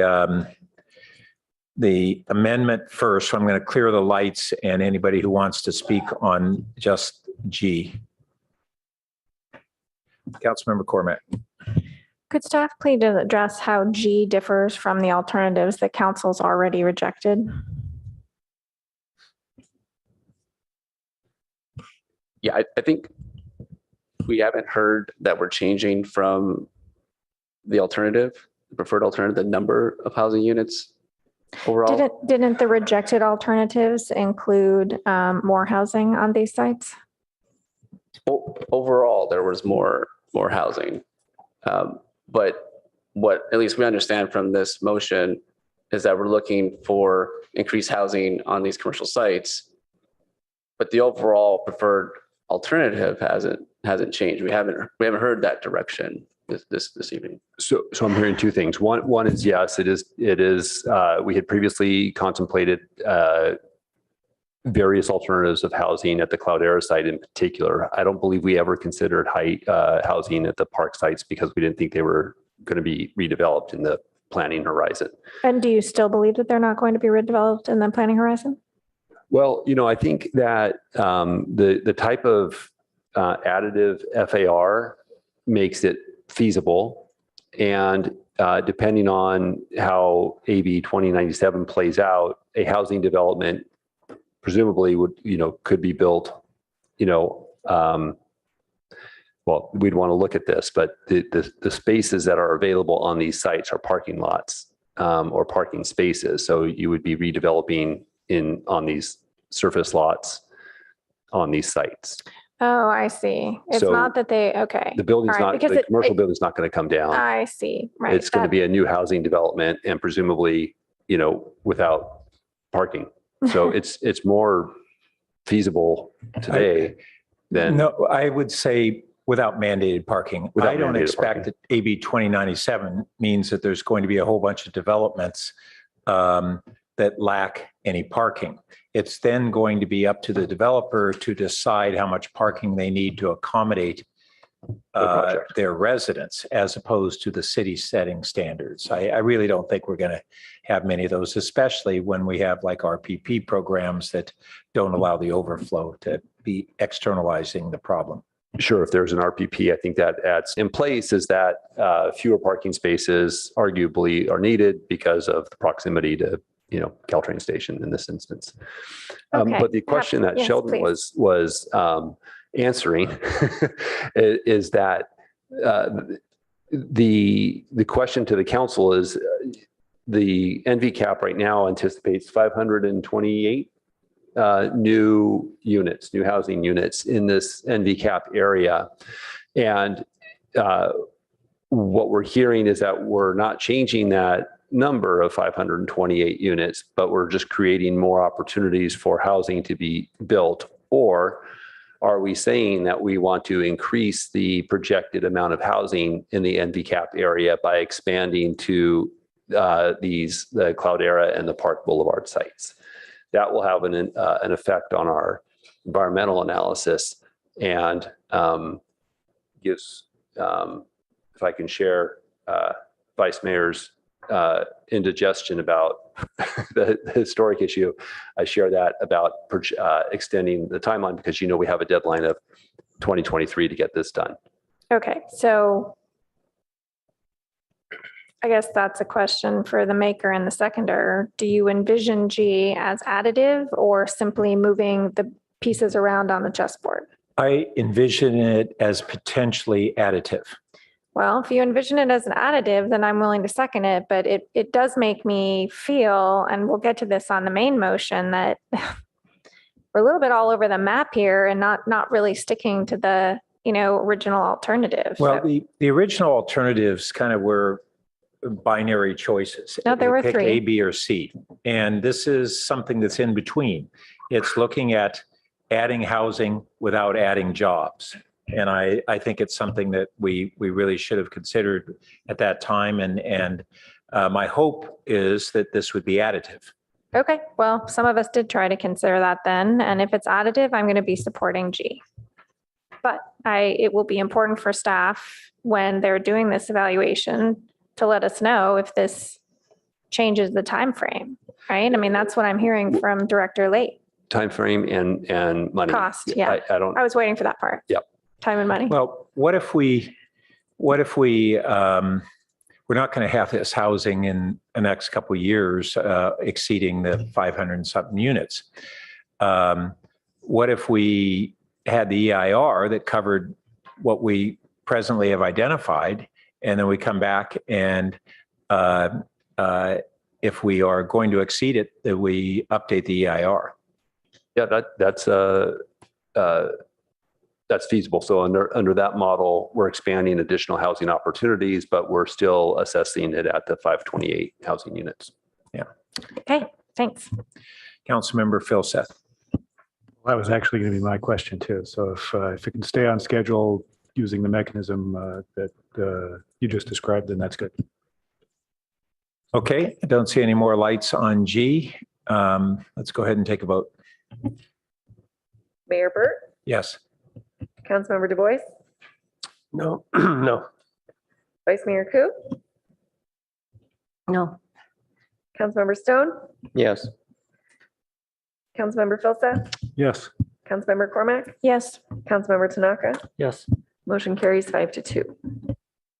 Thank you. And now we're back to the original motion, and I had cleared lights, so if anybody wanted to get back on there, Councilmember Cormac. Thank you, Mayor Burt. I appreciate the time and thought that colleagues are putting in this evening to all the work that staff has done. But as I did before, I'm unfortunately going to have to be voting against this. And I'll just cite the page numbers. Why? And it's from the original staff report in October. Page 182, the proposed NBCAP goals, number one was housing and land use, and it was add to the city's supply of multifamily housing. And in the housing section on page 172, and I quote, overall, it is not anticipated that there would be significant turnover or growth in the plan area.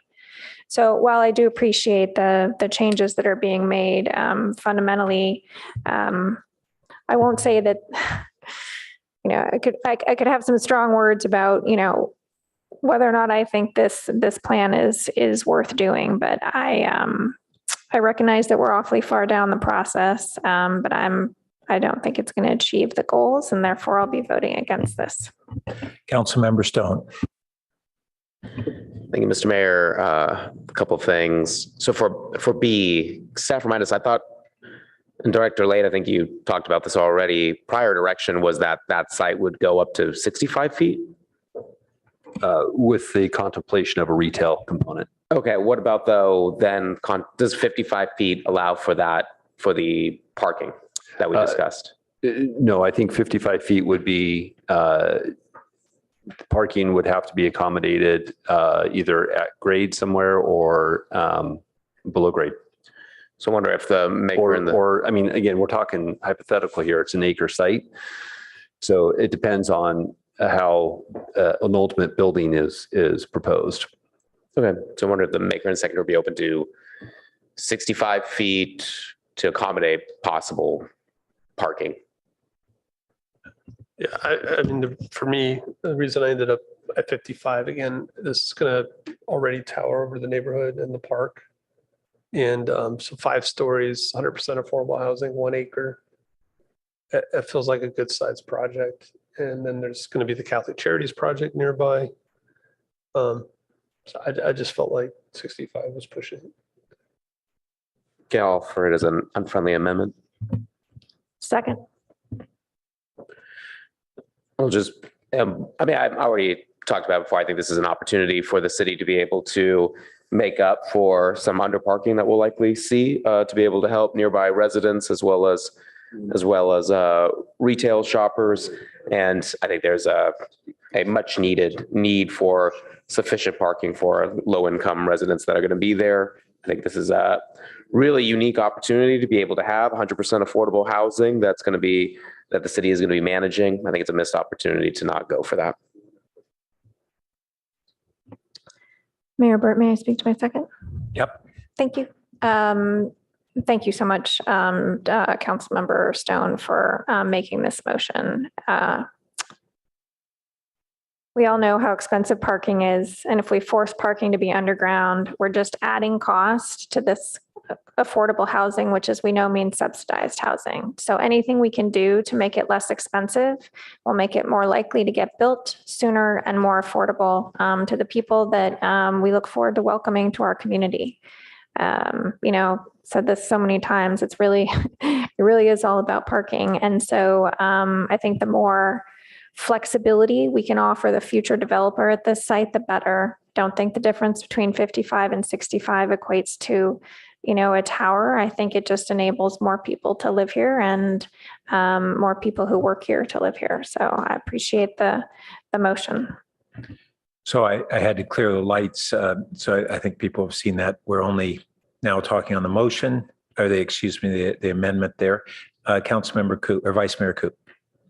I wanted to ask the maker and the seconder if you would specify that the additional square footage is for parking.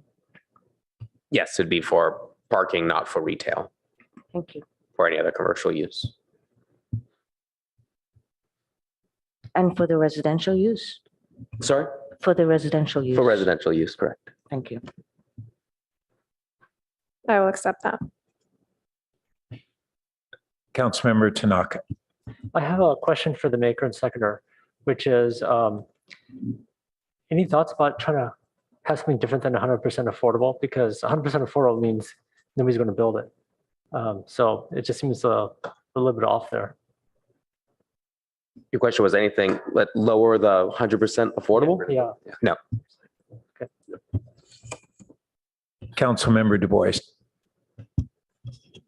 Yeah, I just wanted to say most of our affordable housing has parking on ground floor, doesn't go up to 65 feet. So, and the Sobrato housing nearby is all townhomes with, ground floor parking.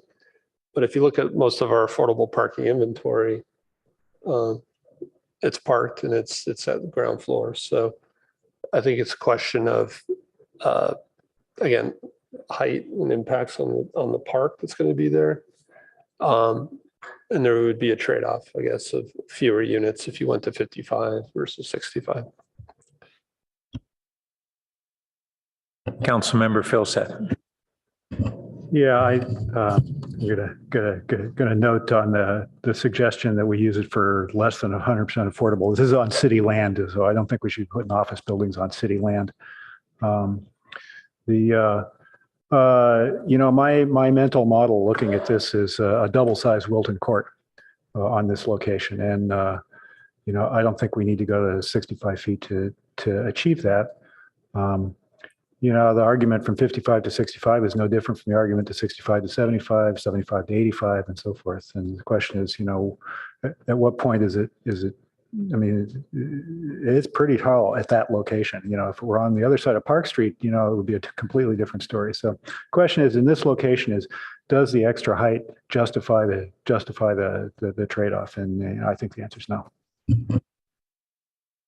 Well, the other thing that we haven't talked about a bunch is what portion of this NV cap area is subject to groundwater contamination that makes the underground parking even less economical. Is that correct? That pretty much all this area is exposed? Yeah, that's one of the concerns that we had when in bringing that concept forward, is that it would be more expensive to mitigate the because of the plume. Yeah, I think if it weren't for that, I might be inclined to push for one level of underground parking and have all 5 floors be for the housing. But on that basis, I'm going to support the motion. Okay, can the clerk please call the roll? It doesn't say park. Councilmember Tanaka? I'm sorry, didn't hear you, sir. Yes, okay. Councilmember Stone? Mike's right. Mike's no. Oh, there we go. I think that Vice Mayor Koo had asked for a clarification that this would be the additional floor would be for parking, and that Councilmember Stone had accepted that. And if Councilmember Cormack, I think she voiced that as well. Okay. Thank you. All right, then we can retake the vote. Thank you, sir. Councilmember Stone? Yes. Vice Mayor Koo? Yes. Councilmember Filsa? No. Councilmember Du Bois? No. Councilmember Cormack? Yes. Mayor Burt? Yes. Motion carries 5-2. Okay.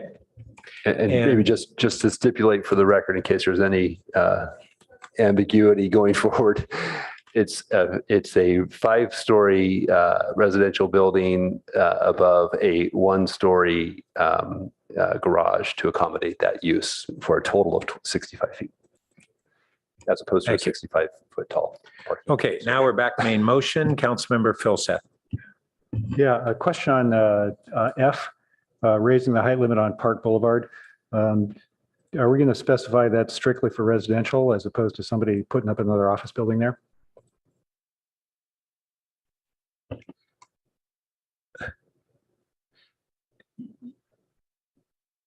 That's in the main motion. Was that what, yeah, the main motion, was that the intent? That the height limit, raise the height limit for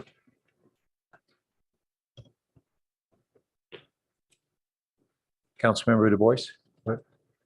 Are you suggesting that, so it's currently 35 feet and again in the. He's just asking whether you're intending that to be for residential rather than Yeah, well, I'm commercial. trying to understand what again, the NV cap zoning here, would it remain commercial at 35 feet? So I think through the preferred alternative that was endorsed, that we weren't really touching that. Yeah. That block there. Yeah, I mean, I'd be open to saying it, additional height above 35 feet would be for housing. Can I offer, as I was thinking this through, we would not be increasing the FAR for the commercial. So if somebody wanted to take advantage of what would be allowed on maybe a 2.0 FAR for residential and a 0.4 or whatever for office, they get the 0.4 right now either way. They just do the 0.4 on a smaller footprint and have more space for residential. So I'm not. But if I understand what Director Late was saying, he anticipates that this will be new buildings built on top of open parking lots. So are we going to say, okay, you can build a new building that's 30 feet of office and then another 30? Well, I feet had of actually residential? identified kind of 3 different possibilities that he was speaking to. Okay. So one of them is on existing surface parking lots. So if you kind of look at Google satellite, you can Right. see there's a lot of land Right. that's undeveloped there. Right.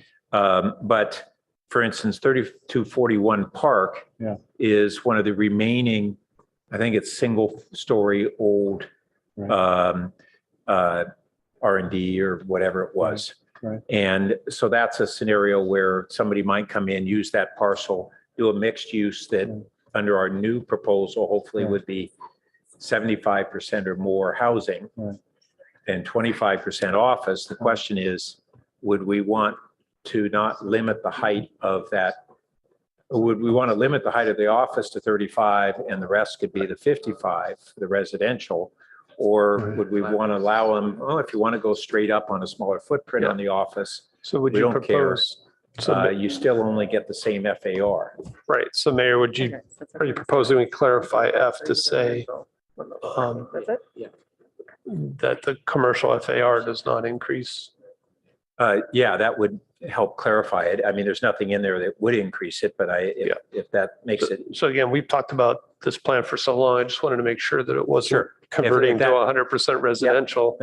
If that helps eliminate ambiguity, that would be No, good. but I'm saying I don't want to add commercial if it wasn't commercial. But I think staff's saying that the zoning did not change in this area. Right. So we're looking to sort of keep the existing development potential there, but this letter F would allow us to consider 55 feet and additional floor area to accommodate residential development. So I think it's okay to add residential before raise the residential height limit to along Park Boulevard. Well, I think the suggestion was we would raise the height limit along Park and without increasing commercial FAR. Yeah, I understood. Okay. I mean, So do we want to, So, just for clarification, we add to F without increasing commercial FAR? Is that what you'd like? That make people more comfortable? And I would suggest at the beginning where you talk about height, you should also add FAR because we're doing more FAR than is allowed now. So add, raise the height and increase the FAR for residential projects on Park Boulevard. I thought that was in G essentially. It was G that we voted on already. Oh, fair enough. Thank you. I mean, Yep. Yeah. Well, okay. I mean, they're kind of related there. Let me just make sure I understand, right?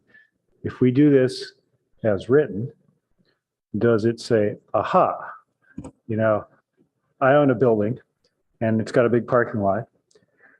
And now, so the commercial FAR is 4 or 0.4, right? Now I can build a new 55-foot building with a commercial FAR of 0.4 and put an office building there. Is that what we're allowing here? Yeah, but based upon, we've had a whole bunch of redevelopment along Park over the last 10 years. Okay. And so they put in a lot of new office buildings under the current FAR limit. They aren't going to tear those down for probably 40 years, just like the Cloudera building is not likely to get it unless you gave them a big office bonus. But if I build a 55-foot commercial building with an FAR of 0.4, there's no housing in it. We wouldn't draft it that way. I mean, I understand that question, and that's not how I read that. What we're saying is the commercial standards stay status quo, and everything beyond 35 feet to 55 feet would be residential. Any FAR that's added beyond the 0.4 that's otherwise allowed on that district, up to 2.0 or whatever it is, would all be residential. So commercial stays the same. I see. Okay. And then the other, thanks. That's helpful. And the other thing I wanted to comment on was, back on the issue of C, and we sort of throw around, we'll just do an RPP and our RPP there and so forth. And maybe that's enough. But I think we should really understand what we're doing here, right? Which is, I mean, AB 2097,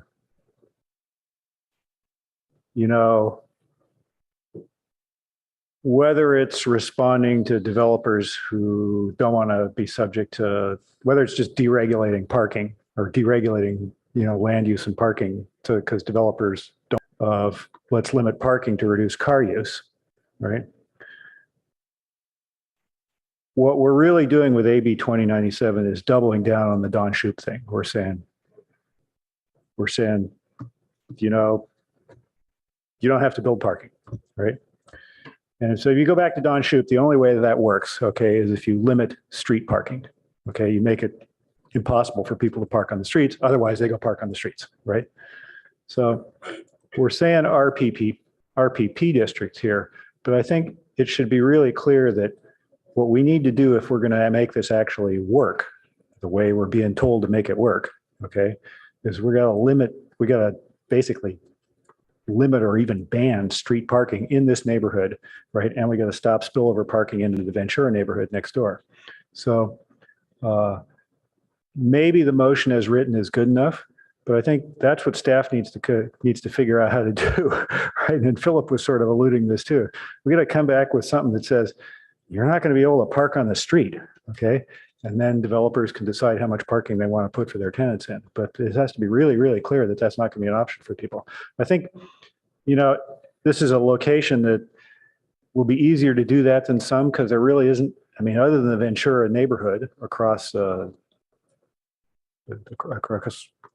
L Street, right? Lombard Street. There's not that many other places to do it. It's not really practical on El Camino. It's probably not going to be practical on Park, right? And so forth. And it's not really practical on Page Mill and so forth. But I think, that's what we're really saying is you're not going to be able to park on the street if we're going to do this. So I think, I hope everybody's clear on that.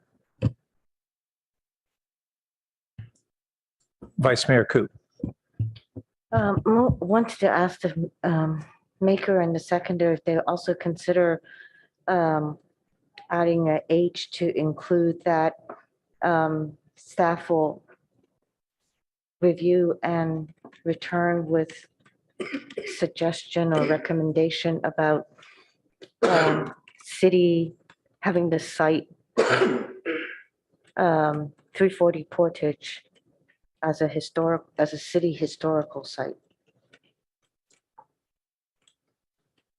Yeah, I would accept that if staff has suggestions on the wording, or if this is okay. For local, explore the possibility for local designation as a historic resource. I accept that. Thank you. What's the difference between resource and site? It's resource site. I think it's all fine. Okay, thank you. And I wanted to ask a question on F. Do you need to add to 55 feet for residential development without increasing commercial FAR? Say that again. Oh, F. Do you need to add the word after 55 feet for residential development? Well, I guess, we could, just to be clear. Are we really, with the scenarios we talked about, we don't, as Councilmember Phil Seth was saying, we don't want to just have a 55-foot office building. I don't think people are going to build it but we might want to allow a mixed use where they take advantage of the 0.4 and the residential. And so maybe it's 55 feet for residential or residential office mixed use without increasing commercial FAR. Is that what we're okay with? I think staff understands it. Yeah, I think we do. Yeah, I'll note that there's a little bit of, F is a little funny because we talk about increasing height, but not increasing FAR. I think the answer is, what about what I just suggested, that raise the height limit along Park Boulevard to 55 feet for residential or residential commercial mixed use. Yep. Without increasing commercial FAR or height. Thank you. That's a lot more clearer that you're raising height to 55 specifically for because they are gonna put in residential. Then I wanted to ask about A, allow 45 feet height transition along El Camino. Is there parts of that portion of El Camino where it backs up to low density or single family? Yes, there is at the corner there of Oregon and El Camino. There are probably about several properties there before you get to Olive that are subject to the transitional height. They're subject to, so with this new A, they would be subject to the 45 feet transition rather than what used to be the 35 feet. That's correct. Presently 35. Would you consider including language in there that would exclude those properties? I think it's the only place it occurs. I mean, this is a decision. Do we want to allow 45 feet or stick with the 35? I'm sorry, I didn't hear you. You're saying that was your intention, actually. I mean, that's the whole point of this. There's only a few places where this, so it's either 45 or 35, and it,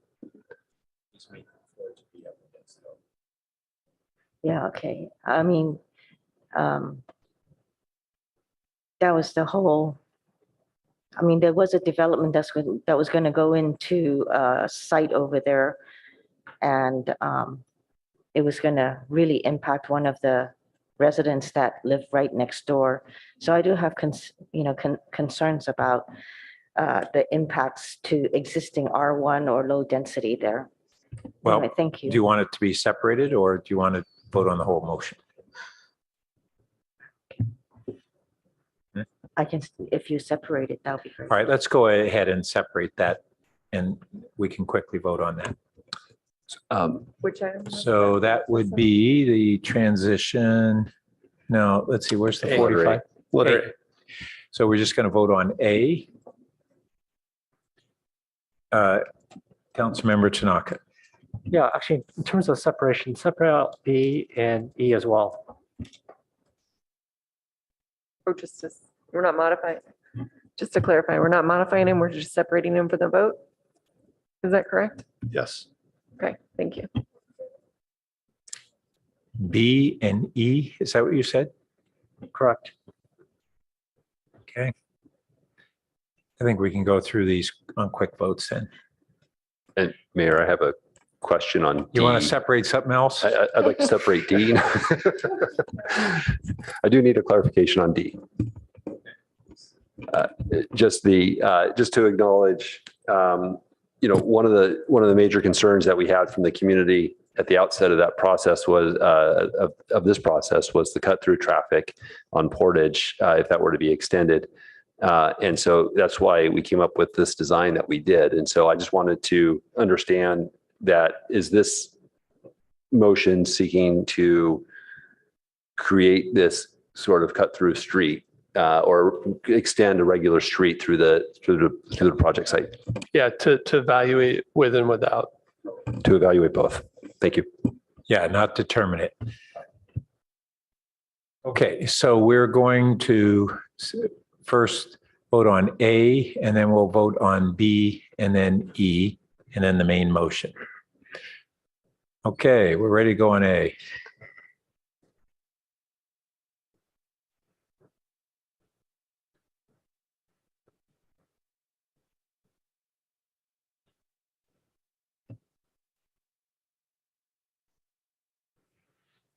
So is that correct? A, B, and E, is that correct? Yes, but we have to vote on each one separately. Can we do Okay, B and got E it. together? Pardon me? Can we do B and E together? Oh, Councilmember Tanaka said we can vote on B and E together. And I will allow that. So A first. What happened to A?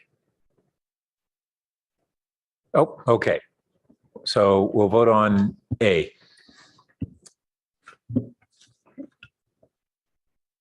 Councilmember Cormac, Yes. Mayor Burt, Yes. Vice Mayor Ku, No, Councilmember Tanaka, Yes. Councilmember Stone, Yes. Councilmember Du Bois, Yes. Councilmember Filsa. No. Motion carries 5-2. Okay. Now we'll vote on items B and E together. Vice Mayor Ku,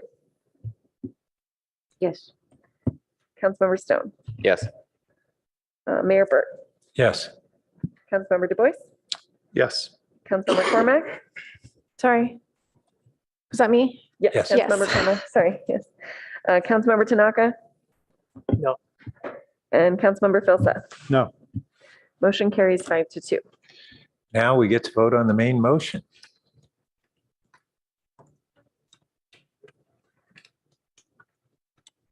No, all of it's incorporated now.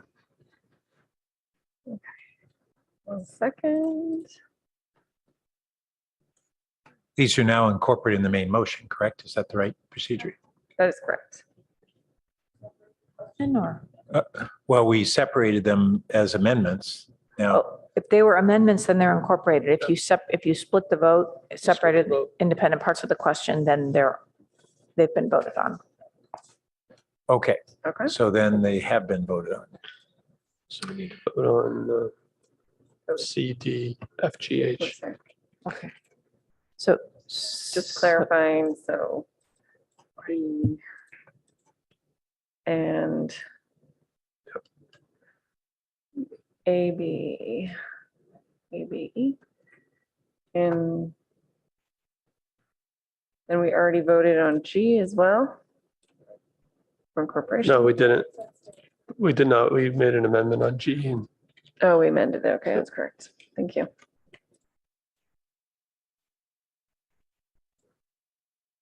Yeah, okay. All good? No lights? Okay. Councilmember Stone, Yes. Councilmember Filsa, Yes. Mayor Burt, Yes. Councilmember Cormac, No. Councilmember Du Bois, yes. Vice Mayor Coop, Yes. and Councilmember Tanaka. Yes. Motion carries 6-1. We did it. All right. I think that concludes this item. Thank you all very much. Okay. Do people need a break? Well, I'd like to make a We're close to- recommendation. Sorry, I'd like to make a recommendation. It is well past your 10:30 my bedtime. moment, which would be to defer item 9A and 9B, recognizing that you have a number of time-sensitive items on your upcoming agenda. We will need to find a new date for this item to be heard. Also, as was indicated in this report, the current contract is basically up. I believe it runs through February of 23. And so the time that will be required in order to do a new procurement is basically already constrained. So we will come back with a recommendation to extend the existing contract for a bit of time in order to allow the council to consider your policy options and to complete a procurement process. Mr. Mayor? Yes. I don't know how this works with our process, but I believe we have a representative from Senator Becker's office who's been here tonight to Yes, speak on and this if you item. wanted to speak to the item. Okay. As long as we were entertaining up until now, Alex. Okay, so thank you for making sure that was the case. All right. So that concludes our regular items, and we now have council member questions, comments, and announcements. Councilmember Du Bois. I mean, the city manager talked to kind of the action-packed weekend, but again, the climate summit was really excellent. There were a lot of students who did a lot of work helping to lead that summit. A lot of great information, great talks, and it was really just a very positive event. I want to thank the mayor for pushing to pull that off in a short period of time. And then we also had a lot of sibling city events over the weekend. And I wanted to recognize Andy Reid, who really spent a lot of time and effort, as well as the Rotary clubs that hosted a lot of events, and everyone that was involved. And then finally, I just wanted to welcome the new council members. And I know some were watching online, and some were here in person. So I just hope they're reading their packets, getting their practice in. And Vice Mayor Coop. I just wanted to say thank you to staff. And since this is our council meeting just before Thanksgiving, I just want to say happy Thanksgiving and thank you. Also, I was remiss last week not to mention how much I enjoyed the Veterans Day Memorial. So I want to thank staff and especially Nathan Rainey for all the work that he did. Thank you. And just following up on Councilmember Du Bois's comments, the whole Bloomington Sibling City series of events were really great and has really built that relationship and solidified it. And it's what was really great is seeing how this has quickly spread from being just the Neighbors Abroad or Sibling Cities USA combined with Neighbors Abroad and the city involvement to all these different service organizations and concert at church and Indiana University alumni event. They really did a great job. And then on the Climate Summit, not only was it an event that was fully co-planned and co-run by students and really bringing the student climate groups at both within the Palo Alto schools and Stanford together and just taking the reins on this. But we also had the real success of the collaboration, various collaborations that were the theme of the summit. And so we had local cities, a whole series of cities in the region represented, 20 plus co-sponsors of primarily nonprofits that are involved in climate initiatives, and they all had this opportunity to get to know each other and talk about how they're going to collaborate with each other. And then particularly valuable was the relationship with not only Senator Becker, but Dr. Nuri, the Assistant U.S. Secretary of Energy, who was extremely enthused and impressed with what Menlo Park and Peninsula Clean Energy and the city of Palo Alto are doing on leading climate programs and electrification. And I think there are going to be there's going to be federal interest and opportunities for the city to be a model and provide roadmaps and potentially be recipient of federal promotion and grants on our great efforts. So the purpose of it was to really have outcomes from it, and I think that's going to be the case. And on that note, thank you all.